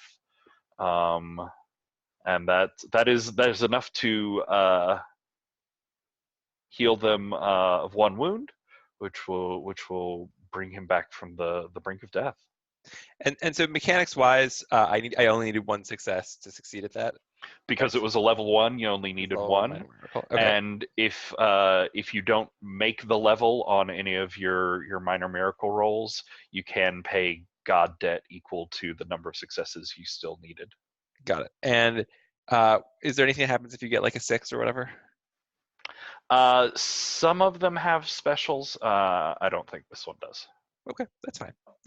All right.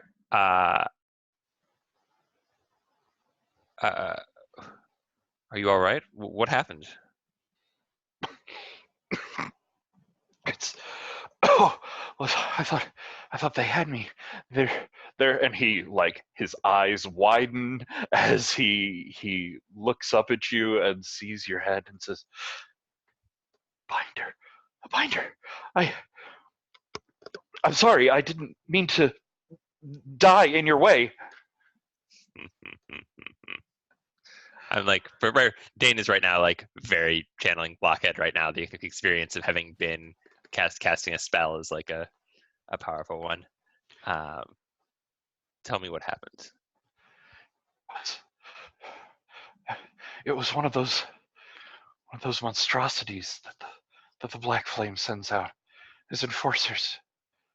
I haven't been able to pay. The city is dying. There's no one here with money, and how am I supposed to make money in my shop to pay off the loans? So he sent them. He sent them after me, and I ran. I had to make sure to get away from my shop, away from my family. What are these monsters? They're nightmares. Their blackness come to life. There's some evil magic. The Dark Flame is a wizard. Dark Flame has magic. They say he can cast hexes from across the city if he even knows that I shouldn't be. And he gets up and tries to start like running away from you as he seems afraid of what he's telling you. I'm just gonna like grab his shirt and I say, I saved your miserable life. The least you can do is answer my questions. Nice. So we'll sort of like freeze there with you grabbing him in his tracks, and go back to the other group. So the 3 of you are chasing him, or this thing. So let's have a little foot race competition between you. It's going to be a dex roll from anybody. Robert, you've got your teleport system activated, so I think that gives you your die and maybe even an advantage.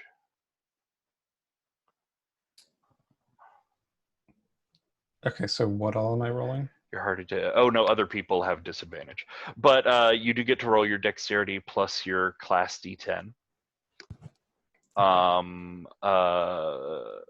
El acierto, you could definitely talk me into letting your fools die in. Yeah, so like we start to chase them and Magnus starts teleporting and I just holler over my shoulder to Astrid, keep on his ass, I know a shortcut. And like, you know, I like and I'm off like, you know, Assassin's Creed style, like running up the side of the building so that I can like, you know, run along jumping rooftop to rooftop following this thing. Nice.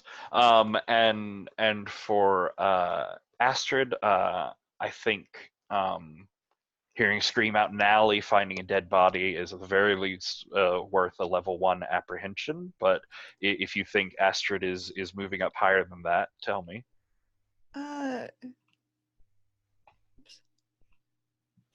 No, I think apprehensive is about right. Let's see. My dexterity is 2.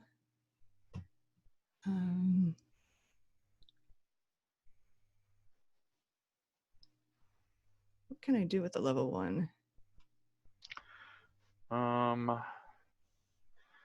think you get to your emotionally engaged stuff comes from attacks. Yeah. And I don't think there's anything I can really do with the one at the moment. That's fine. So yeah, I'll just roll 2.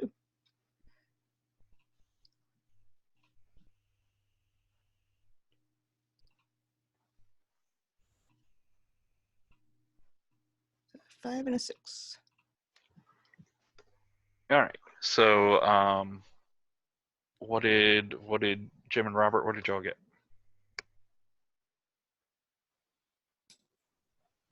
I got 2 successes. What was your highest? My highest was a 10.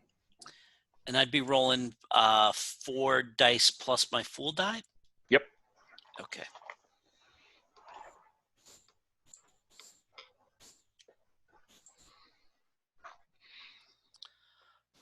That is 1 success that I can re-roll.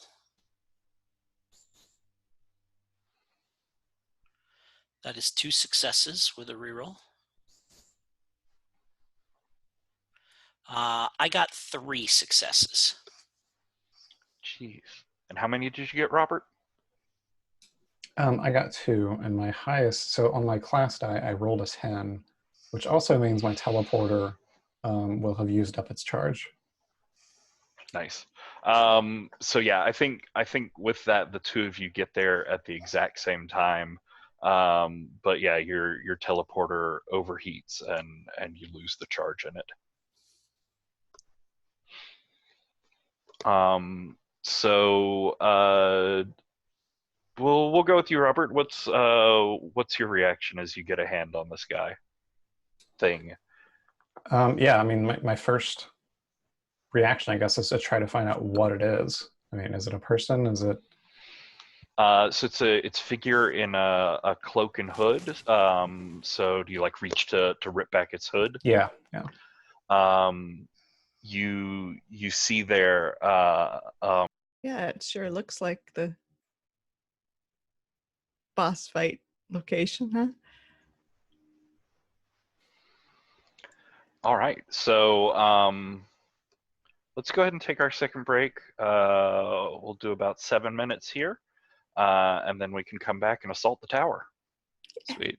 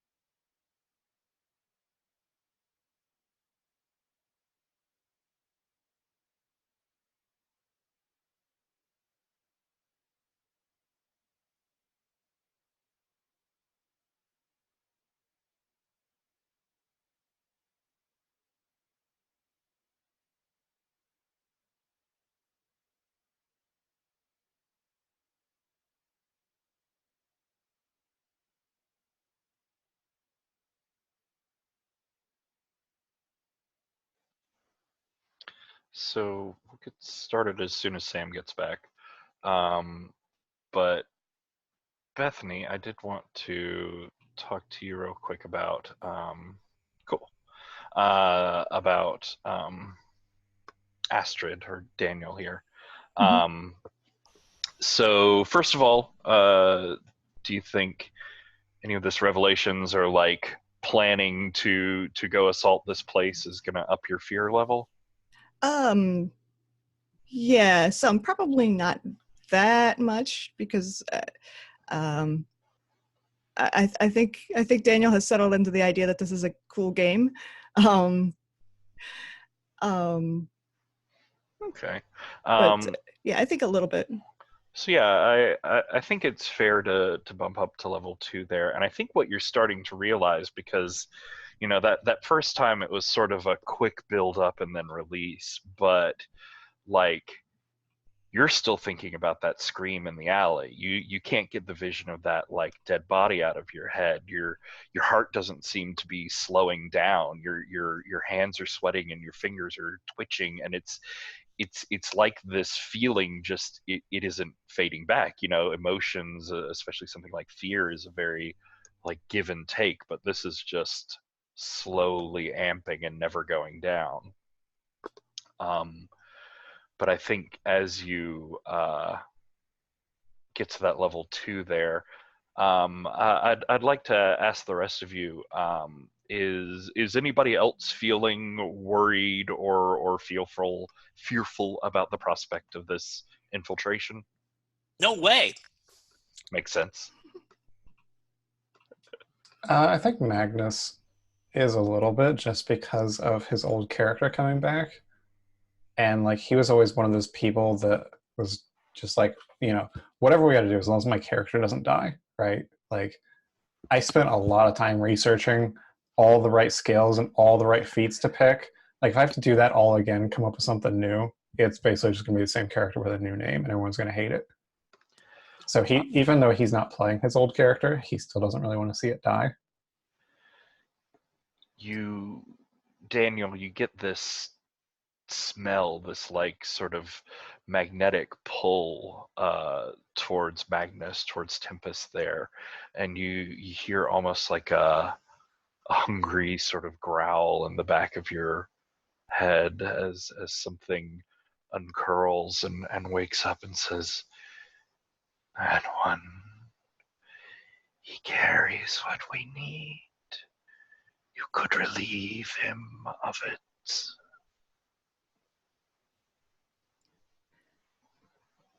Yeah, you're not talking about one of those weapons, are you? No, his fear. It would feed you. You would be helping.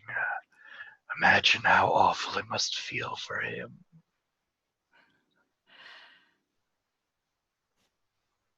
Yeah.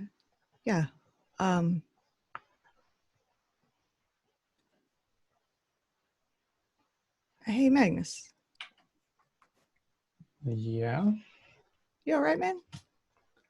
Well, I mean, just saw my old character. It's kind of freaky, Yeah. That's I don't know.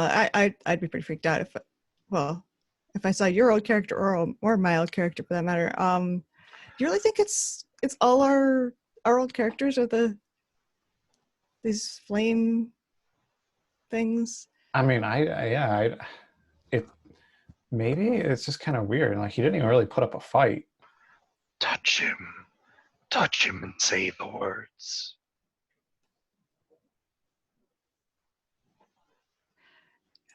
Max, do you mind if I try something? Um, I'm not gonna hurt you. Yeah, I mean, you're not gonna need my gold, right? No. Okay. I would not. No, that. No. Okay. Yeah. Like, all right. Are you gonna give me a buff or something? Maybe. I don't know what. I'm not sure. I just have this. It's some kind of paladin thing, I think. And like I did just like touch him and. Yeah. Go ahead. His words. Go ahead and make me a charisma roll. He is willing, so the difficulty is 0.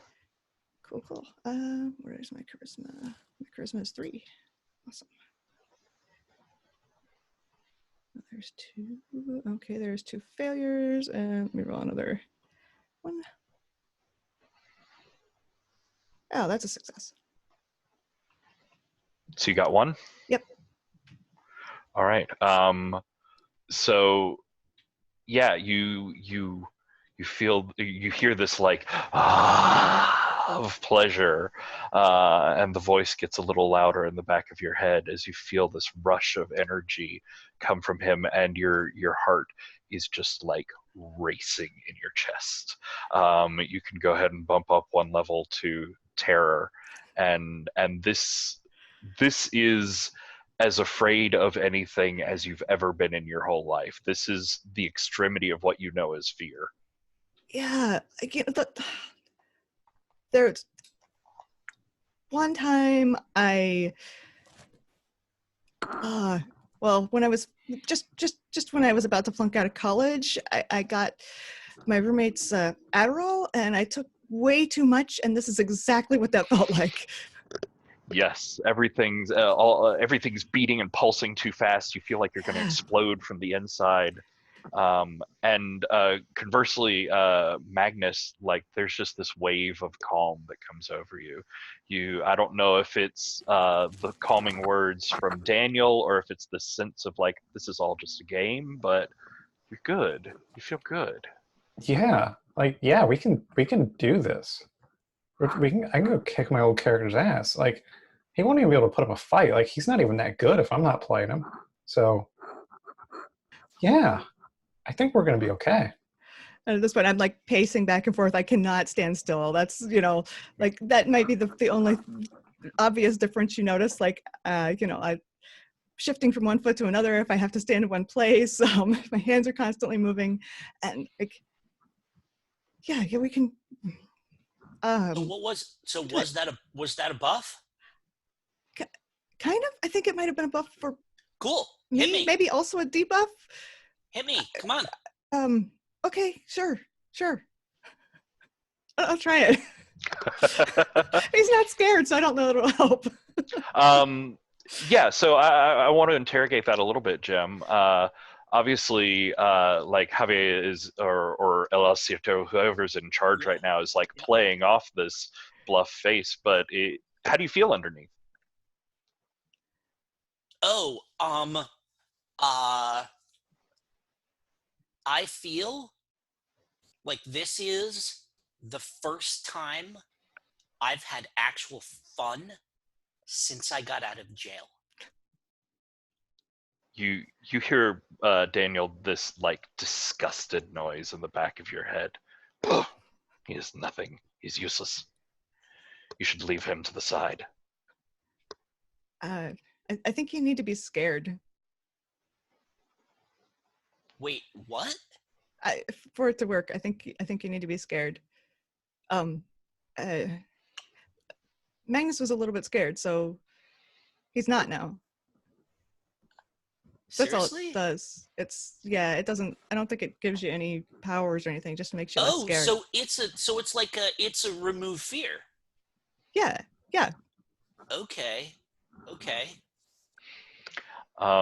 So I'll go ahead and give you sort of the basic layout of what you're looking here, as I assume you're gonna look into it in various ways. There is this broken tower in the middle of town. You can get close enough to see it, and you see that it's like shattered and empty inside. You would almost think this was a wrong lead or there's nothing going on, but those little flames, they go darting back and forth into it. There's a contingent of them that are like constantly swirling around it, and eventually one of you gets to an angle where you can see some of them going through a door and down beneath the tower, underneath.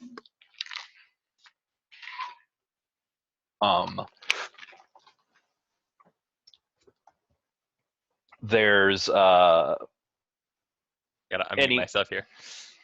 Oh, gotcha. There's anywhere from a half dozen to a dozen of them around the tower at any given point. And feel free to ask me any other like logistical questions. I'm going to talk to the red lady for a moment. Nice. So yeah, as you focus in and like where your die was. So yeah, I think you're like feeling the die around your head, and as you do. Weird. There's the planning, and there's like Astrid with the nervous energy, and people are talking, and suddenly everything just slows and time freezes around you. You hear the clanking of metal, and the red lady, she comes in from the side of your vision, slams her great bloody warhammer head down onto the ground and says, "What is it now?" Would it please you to see us bring destruction and the sword to this place? To the one that lives underneath here. Yes. Good. Well, it will be done. But he is a trickster. He is a wily one. And I would see his reign end. If this ends with his death, you can consider us free and clear. Very well. You agree? Nice. I think I don't actually say that I agree. I just end the contact. All right. So yeah, does anybody have any questions or plans to lay out? I don't have any necessarily questions or plans, but I think I am going to power up my teleporter again. Nice. Ahead of time. I think I had what, like 3 left? Yeah, so that takes me down to 2. Okay. If we're going to go in, are we plan to go in and like smash heads? I mean, if flames can be smashed. I think they have heads and flames. Hang on. Astrid, you and I should scout it out from that roof up there.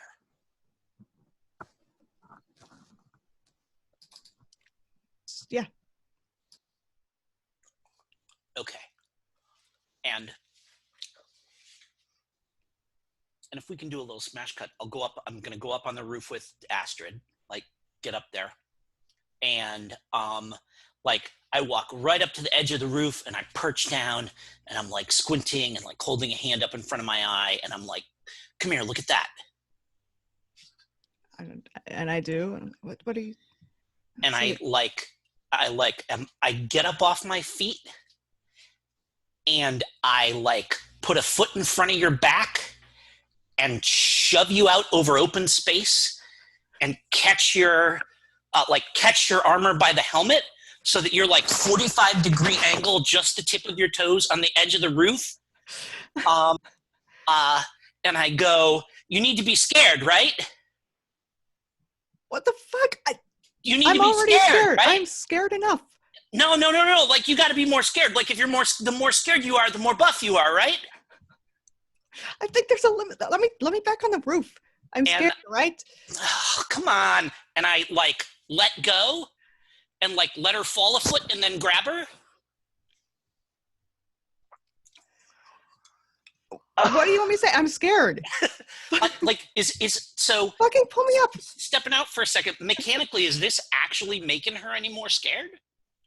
So this is pushing the edge of I could maybe see one more scared level out of this if Daniel really believed on that first drop that he was going to drop.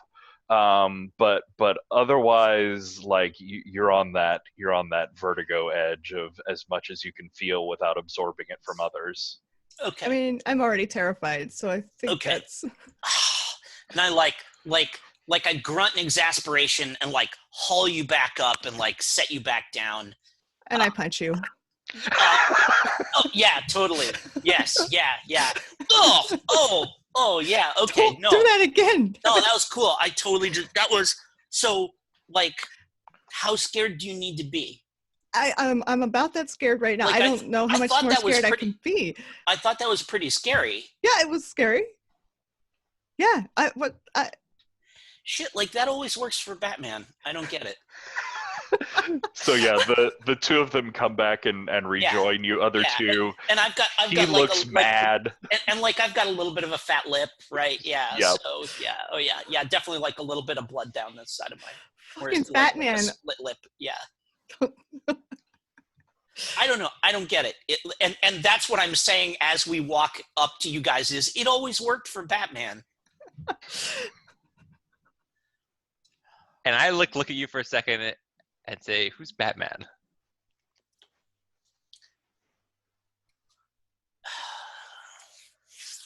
Sorry. It always works for this vigilante I heard about from the distant city of Gotham. Wait, Dane, did you mean that, or are you just trying to remind us to talk in character? Yeah, he's being a dick about it. Yeah, of course. All right. Well, he's got that whole character voice going on. Forsooth, shall we sally forth? I'm curious, real quick, where's your character's head, Sam? Does Dane sound like a weird name, or are you just putting up a front? I think that he just like kind of had a moment. Okay, cool. So that's a little weird and a little neat. So yeah, who's got a proposal for how you're approaching this place? Well, I mean, this is a dungeon raid, right? Mm-hmm. Are we stealthing in? Magnus, can you just teleport us in? I mean, I can teleport myself in. Like, I don't know that I could teleport everybody in. It looks like you're trying to teleport a group. That's awesome. Your AI will open up a window of options for you, and you see, Tempest, where you could try and feed extra gold into your system and overclock it. Okay, yeah. It would, I would say, take 1 gold to break the restriction of just you, and 1 gold to break the distance restriction to get you all the way from where you are to underground. Yeah, yeah, let's crank these powers. All right. So go ahead and spend those 2 gold and roll me your D10 and tell me if it's evens or odds. Cool. So do we need to hold hands or... It is an odd. I rolled a 1. Oh my.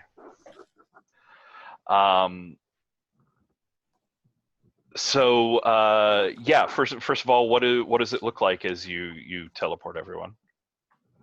I think I totally make everybody stand in a circle, and I don't have to hold hands or anything, but almost like we're standing in like a little formation, like we're in like on teleporter pads in Star Trek or something. Yeah, and I think the problem is, because on an odd something goes amiss. I think the problem there is that it's a little bit too much like a Star Trek transporter, in that it takes a good while. You feel yourselves fading out from here, and then you can start to see a room forming around you. It seems to be a really stereotypically evil throne room, all like black marble and black flame torches as a motif. You can't hear what they're saying, but there's a figure clad from head to toe in concealing black up on the throne that stands up and dramatically points a hand at you and begins like yelling. You see these black flame guards circling around you, and by the time things come into clarity for you, by the time the world snaps into place, they're circled around you. They have their spears up at your throats, and Tempest there, go ahead and wow, you have a good guard. Knock 2 off your guard for me, as one of them almost nicks you in the reappear. Okay, yeah, that puts me at 2 guard current, and then I'm out of fair gold.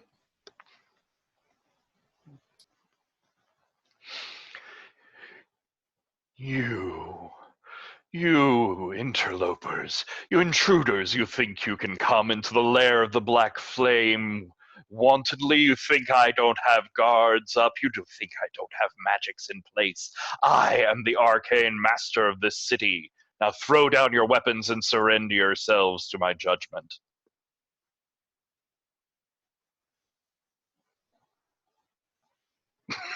There's an awkward moment. Oh, you're muted, Jim. Yeah, and that's when the smoke bomb goes off. Just slow reach up and smoke bomb. So yeah, it's yes. like do do do do do do Boom. Yeah. So yeah, this noxious black smoke goes up. Anybody can roll a dex roll with advantage because of this to get away. Spears at your throat, I think, is going to be a disadvantage. So anybody that rolls is also going to have the bad die. And Jim, when you make your roll, any sixes that you get, you could incapacitate some of these, we'll say half dozen guards that are circled around you. All right.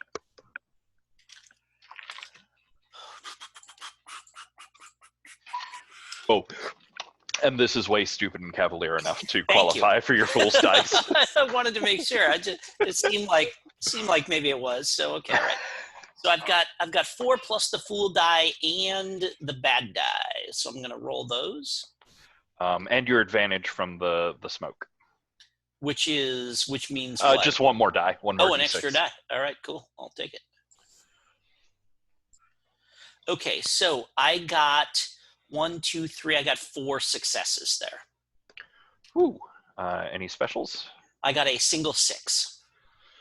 All right. So you could incapacitate one of the guards, or you could take out him in the middle of his rant if you wanted. The figure up by the throne. Oh, hang on a sec. Let me. And the rest of you can make dexterity rolls with an advantage extra die if you want to escape, or tell me if you're doing something else. I would like to try to cover us as we escape with that energy shield thing. Ooh, interesting. Okay. When you say take him out, you mean take him out? No. Like your special there, he'll lose his next round as he's doubled over, coughing and choking on the smoke. Oh, totally. Yeah. No. Mooks, whatever. But in the middle of his rant, if that causes him to sputter and cough and spew, you fools! I am prepared for every. It's like hanging on to the side of the throne. Fucking A, yeah. So Bethany, what was Daniel doing? So I'm trying to get, as terrified as I am, trying to get behind them as we go to so the shield's I'm trying to cover me and also the people in direct line with me and the shield. All right. This is defendy, so I feel like it would fall under a constitution. Okay, cool. I have a 4 constitution. Is this also disadvantaged from? Yes, the spear. because yep, you're going to pull it out for the spear, so you do get the bad die, and you're not trying to escape, so you don't get the advantage from the smoke. Okay. All right, so that's bad die and that. And then these guys. Okay, so I have 6, a 5, 2 3s, and a 2 on the bad die. All right, so the bad die doesn't activate. You get 2 successes, and you get a special, so you can choose one of your compatriots who is also protected by your defense wall.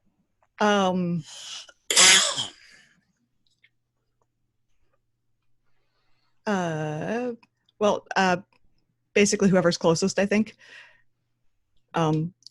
Whoever else is because I the second to last person to leave the room. Yeah, who wants to end up behind the wall with Astrid?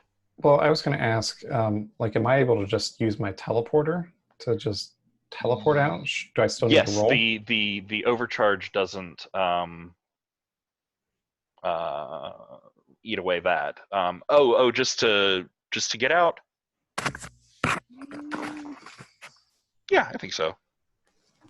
I think you've got that going. Yeah, you can use the advantage of the smoke to just get out without a roll. Okay. Then yeah, I think maybe you grab Blockhead there, Astrid. Cool. So yeah, Sam, do you wanna take defense behind the shield with Astrid, or do you want to try and book it out of the center of this ring? I'm happy to be behind the shield, and I think I'm going to call on Mr. End. I would like to use the level 2 Fate Miracle, which I think requires me to interact with him. I don't know how that works. Is it do I make a roll for that, or because it's a miracle even though it's one I don't have, or what's the deal?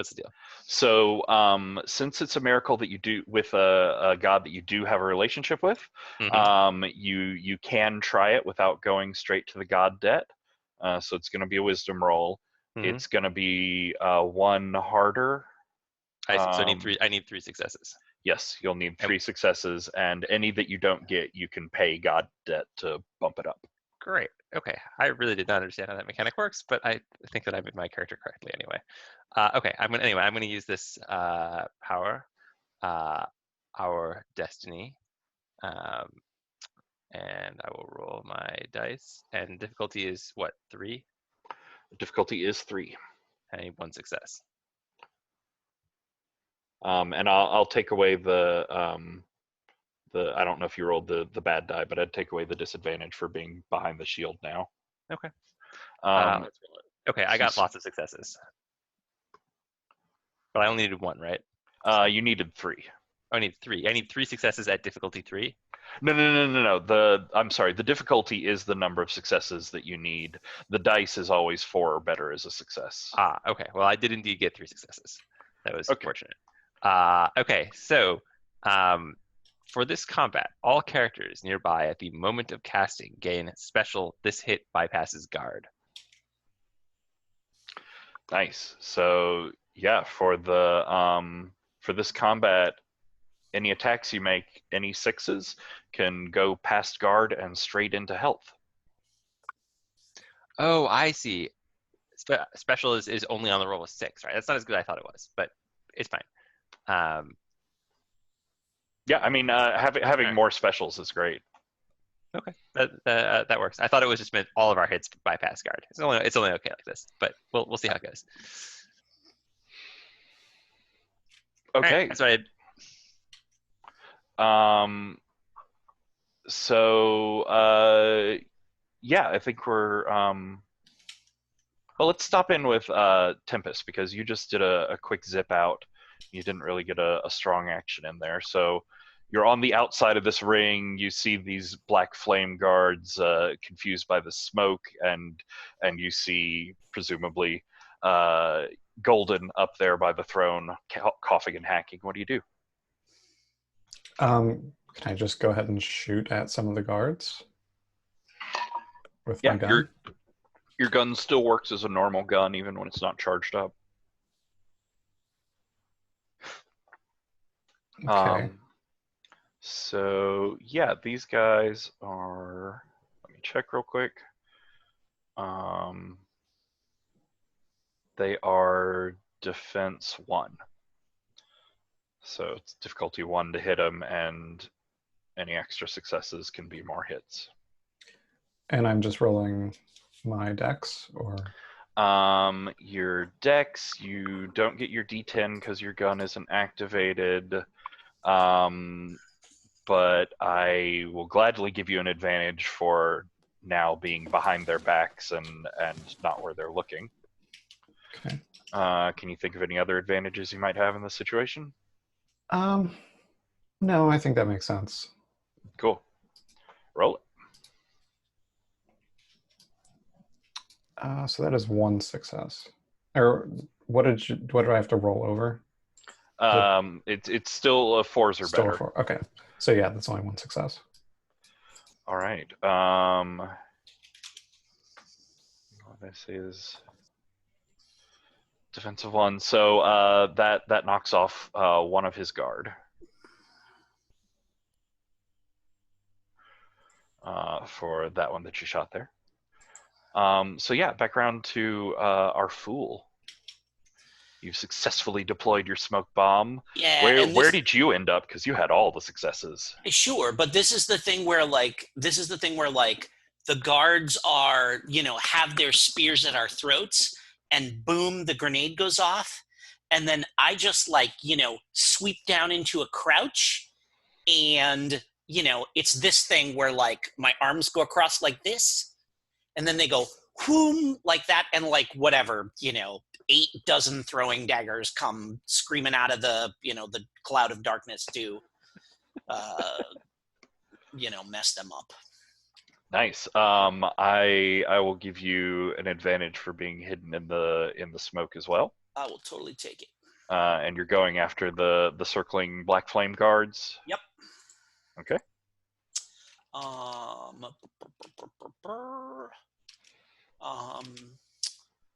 Does my and actually, if you go after the one that you see is staggering from a blow from behind, I'll give you a second advantage.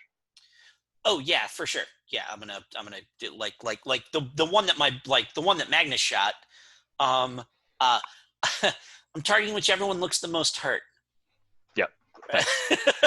So but definitely, if Magnus zapped one of them, then that one gets the first,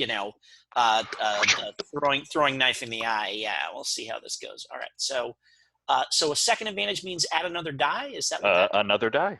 Okay, all right. And again, for not running after making a perfect cover to run from, I'll give you your fool's d6. Oh, fantastic! I will take it. Excellent. So this is. I'm just going to add. Oh, what? Nope, that's the wrong color. I'm going to add one more, so that I've add one more green one, so that I've got it to roll. And let me haul that over here. So I've got full die. 1, 2, 3, 4, 5, 6. All right. Okay, so that's 1, 2, 3 hits, and 1, 2, 3, 4, 5 hits with a 6 on my full die. Nice. So, and what was one of the specials? What was there? Like we can ignore guard? Yes. Yeah, you can use special to go straight past guard into to hit health. Yeah, cool. So, and it sounded like you said we can hit, like we can knock down multiple dudes. Yeah, with this. if you bleed over with damage, I'll definitely take it to another. Yeah, cool. Okay, so on the one that he hit, so I've got 1, 2, 3, 4. I've got 5, and one of those goes by guard. So is there any guard left on the one that he hit? Yeah, he had one guard left. Yeah, so I'll bypass that for a hit. And you find out from that these things have only the 1 health. Cool. So it pops off of that bypass. Your 3 will take out the one standing next to it, and your 1 will knock off a guard from a third. Cool. Excellent. And I think this is probably where the smoke is starting to disperse, and I'm there crouched down, right? Like waist high. My head is waist high. Nice.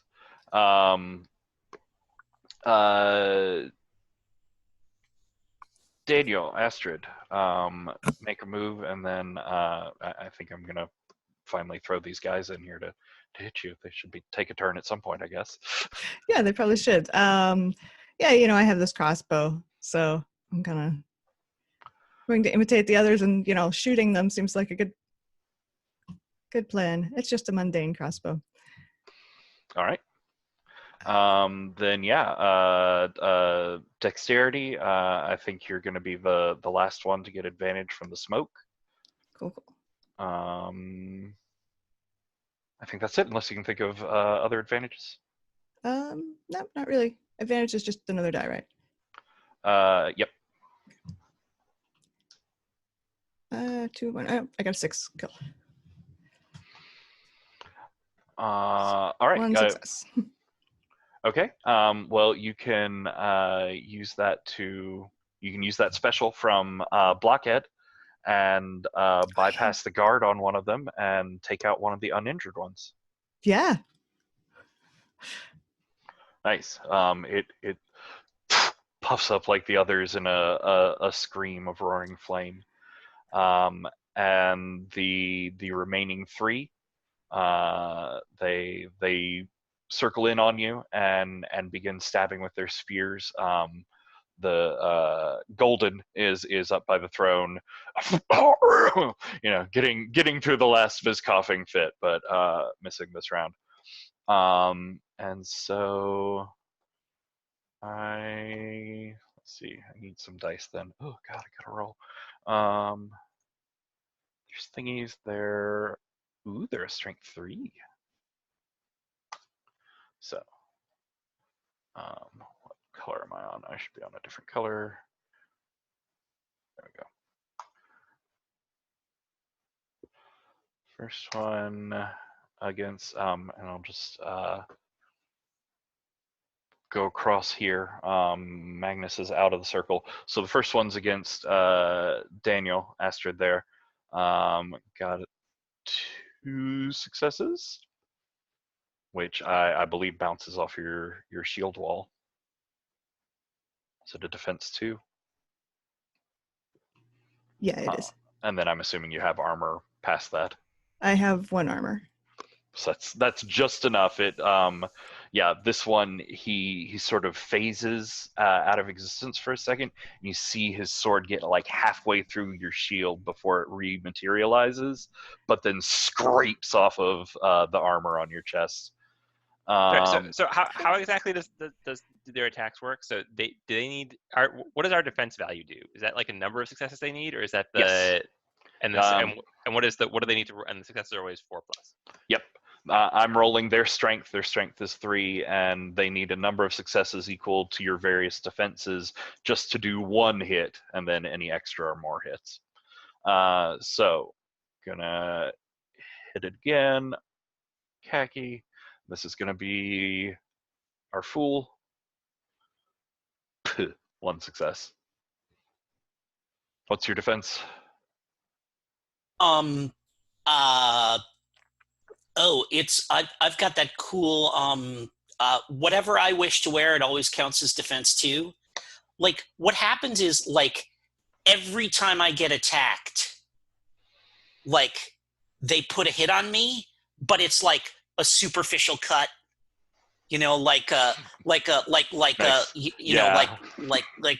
under my cheek, or like a nick in my ear or something like that. But it's always like never enough, at the end of any fight, I have half a dozen flesh wounds, but I'm functionally unhurt, right? Yeah, you have all the easy makeup hits. Yes, yeah, oh yeah. And then on Blackhead, oh, that's terrible. Yeah, that bounces right off the shield wall. So they've attacked, and I'll just say in that, because Astrid, you had fired that crossbow, and you just hear this exasperated, disgusted sound in the back of your head of come to associate this now with your sword. It's like, not that, me. Let me loose on them. It was out of reach. And we'll come to Blackhead and then Tempest. Okay, so I believe it's mathematically impossible for them to harm Blockhead behind this shield wall. So I guess I'm just going to cast some more spells and try and see if I can encourage them to attack me instead of anyone else. I'm going to make myself look a little vulnerable if I can do that. And I'm going to enchant my weapon, which I do successfully.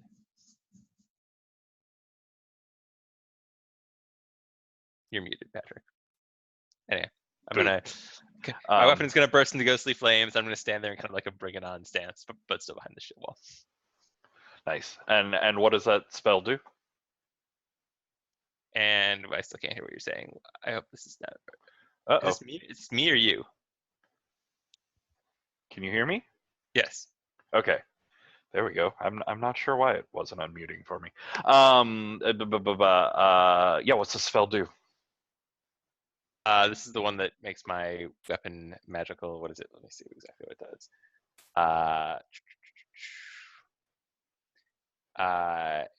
Advantage in attacks until the end of combat, and special target suffers disadvantage in the next task.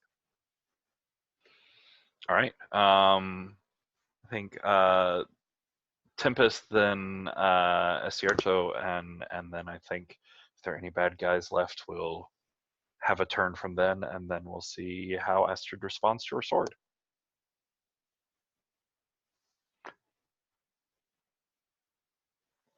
So I want to like pull down my visor and see if I can scan to find any fair gold in the vicinity. Because I'm out of gold. I need gold. I mean, shooting this plain gun is just kind of lame. It's so boring. Yeah, you pull down your visor and you sort of flick through your filters until you get to the fair gold one, and you're looking. You don't see anything. You don't see anything. Whew. Behind the throne, there is this like bright purple pulsing glow. Then yeah, I want to basically I want to teleport over there, try to get that fair gold. All right. I think that's going to happen. Make me a dex roll to see if anyone sees you doing it, especially Golden, who you will then be right next to. Should I add my D10 for? Yeah, you've got your teleporter active, so yeah.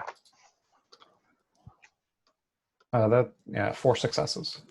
Oh shit! Yeah. What's this look like? Your super stealthy teleport mode. Yeah, I think I'm able to, because of all the confusion and the smoke, like the normal like laser light show that is my teleport is just kind of diffracted everywhere. And so people are already distracted enough and they don't necessarily notice it. And yeah, I just appear right there behind the throne area while everyone is distracted. Yeah, roll me a d6 plus 2. That's 5. Ooh, 5 fair gold. In a handy little chest. Nice.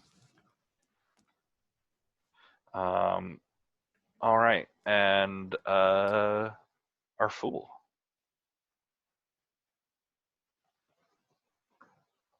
Yeah. Are all the guards down at this point?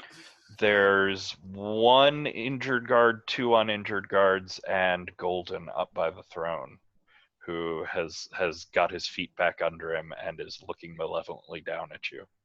Got it. So, like, I just kind of am gonna kind of spin away from the guards, and knock a couple arrows.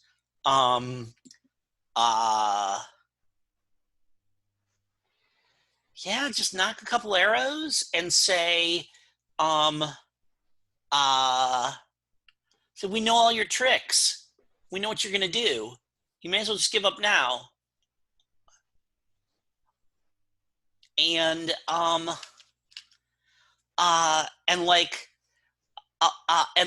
want to try and get him to, like, he was blah blah blahing, but he didn't like actually tell us what his plan was. So I want to get to the part where he tells us what his plan is. Oh, nice. Yeah, make me a charisma roll. That. Does my fool die come into play here? Because I'm not actually shooting at the villain and ignoring his guards and giving him the chance to like cast a spell instead of tell me what he's gonna do. I think even more than that, it's you playing into the like villain monologue trope and leaving yourself defenseless at his. I think it's that whole thing clicking into place. Awesome, cool. Okay, all right. So I got 3 on charisma. 1, 2, 3, and I got the fool die. I'll roll those. 4, 6, and 2. Oh, what is the D6? You've got your fool dice. You could re-roll that 6. You could disarm him, or you're not attacking, so you can't use blockheads special. Yeah, I'm gonna re-roll that 6. That's another 6. Re-roll that 2, so I'm at 4 hits now, right? That's a 5. Dice. So 5 hits on that. Good lord, these fool dice are insane. I've been like, to be fair, I've been rolling really well with them. Like, I've rolled a lot of explosions and gotten very lucky. So let me see.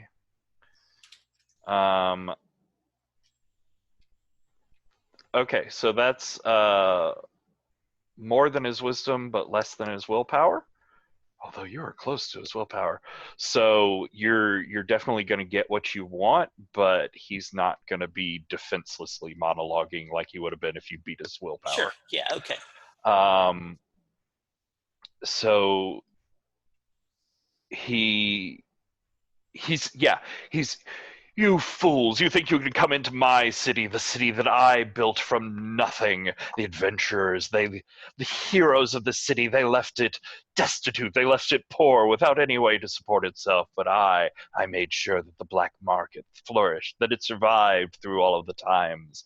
I have kept the wealth flowing from this city into my coffers and expanded my arcane knowledge more than you could possibly imagine. But it was the warden.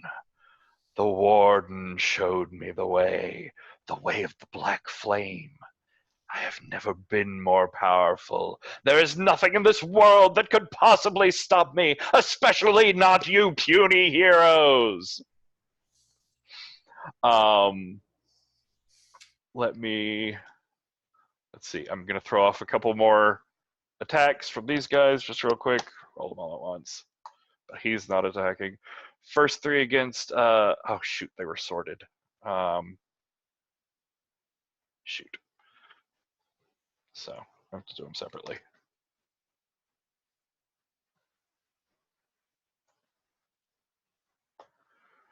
Oh, scrapes off of your armor again. I can't really hurt Blockhead and the Fool.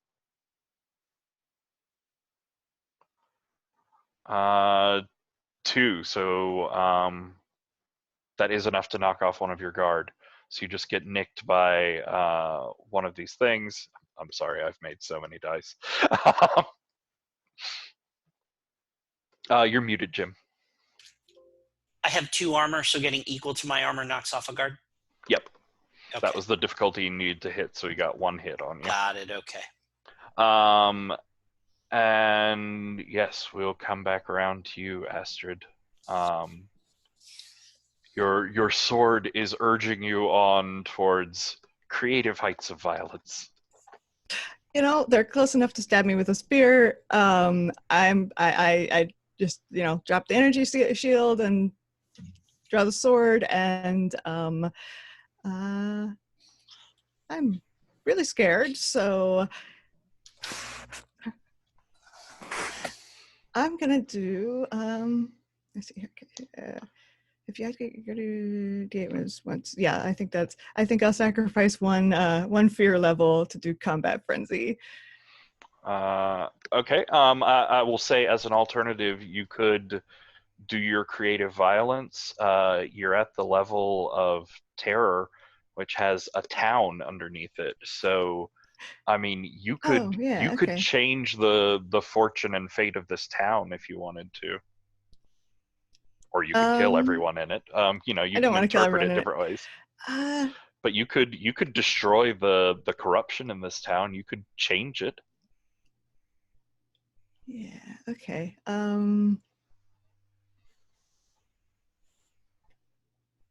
Sure, I'll do that. Trying to think of how I do that, but yes, I'll totally do that.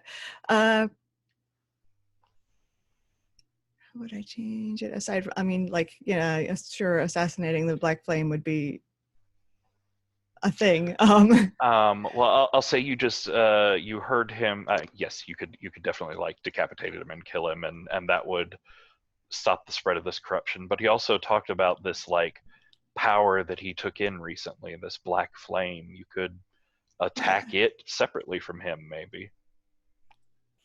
Yeah. Okay. Is he afraid of it?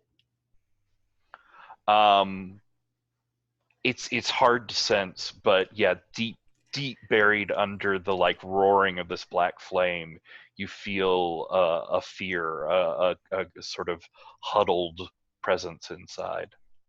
Okay. So I'm gonna, just chop my way through the guards and get up close to him and act as if I'm, gonna stab him with the sword. And when he moves to block it, just touch him with my hand. And I'm gonna steal that fear. Nice. I'm gonna try to anyway. Yeah. Roll me a charisma just to see how that goes. 3 charisma.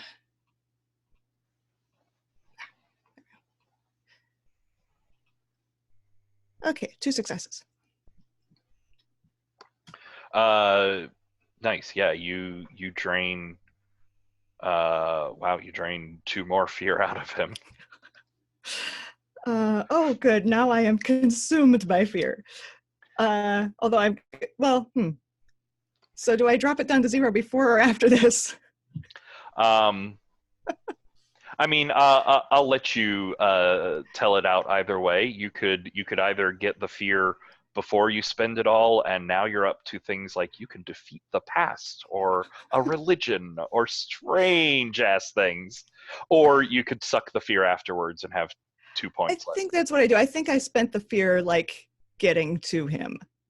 I think like the fear just sort of drains away as I'm moving, because like I'm doing something, and that's what I've always used fear for, even before this game. Like that, like I have definitely, I'm the person who puts off things until they're like until it's panic time. So like this is just a really extreme version of that. Yeah, and I think like the world sort of slows down for you. We saw you sort of lumbering through the alley earlier in the episode, but I think now it's just grace and speed, and nothing can keep up with you. As you get up to him, you touch him, and what's like the special effect of your creative violence here? What's it look like visually on screen? I think it depends on what his reaction to the sphere going away is. I think the reaction is that you hear this like inhuman voice, the voice of the black flame, just howling and screaming and almost scrabbling, like it's losing control, it's losing its purchase. Perfect. That's what I was hoping for. Yeah. So I think that like it doesn't look like anything.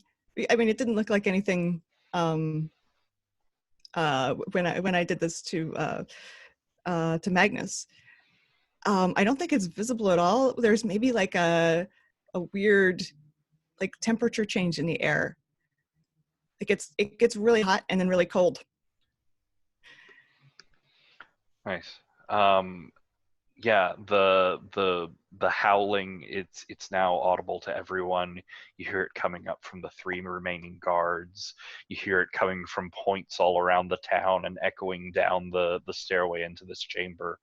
As the black flames, they all go up in this rush of smoke and flame, their cloaks and their weapons clattering to the ground. And in your arms, Astrid, you hold a panting, like weak-kneed Golden. He reaches up and manages to pull the mask down off of his face. Just looks up at you and says, "Who are you?" Friend of a friend. He passes out in your arms. And I think we're going to go ahead and end the session there. Okay, do I need, I need to roll the d8, don't I? Oh, you do need to roll a d8. Okay, so let's see. I started out with a level 3. Yep. So if I get, okay, that's a 2. So I take 2. Yeah. 2 wounds? Yeah. Oh, I have a starting health of 4, so that gives me down to 2. So yeah, I think as the black flame explodes around him, it actually it burns you, like it blows your hair back, it scorches your armor and blisters your flesh. Mm-hmm. as you take this fear, you take this power out of him. Yeah, I mean, that's a lot of energy to absorb. So yeah, then I dropped down to 0 and went back up to 2. Nice. So that was awesome. I had a scheduled till 5:30. If people have 10 to 15 minutes, I would like to do some stars and wishes just to goalpost things for the last session. So there is one more thing. Ooh. Does the Red Lady consider the debt paid with the destruction of the Black Flame? No. Okay, well then when she puts him down, I'm gonna kill him. What does that look like? I say, in fact, I think I'm gonna ask her actually first before doing this. Ask who? The Red Lady, are you not satisfied? The Black Flame has been destroyed. You don't even see her. You just hear the clang of her hammer, and you feel like the veins in your neck beginning to tighten and your throat cutting off from air. Yeah, I shake my head and say, what is it? As flies to wanton boys, so are we to the gods. They kill us for their sport. Well, they kill you anyway. And I think the screen goes black. The echoing of the hammer impacting is all we hear. And we will deal with the fallout of that next time. That was beautiful. So, does anybody need to run? Okay, cool. Then we'll try and make this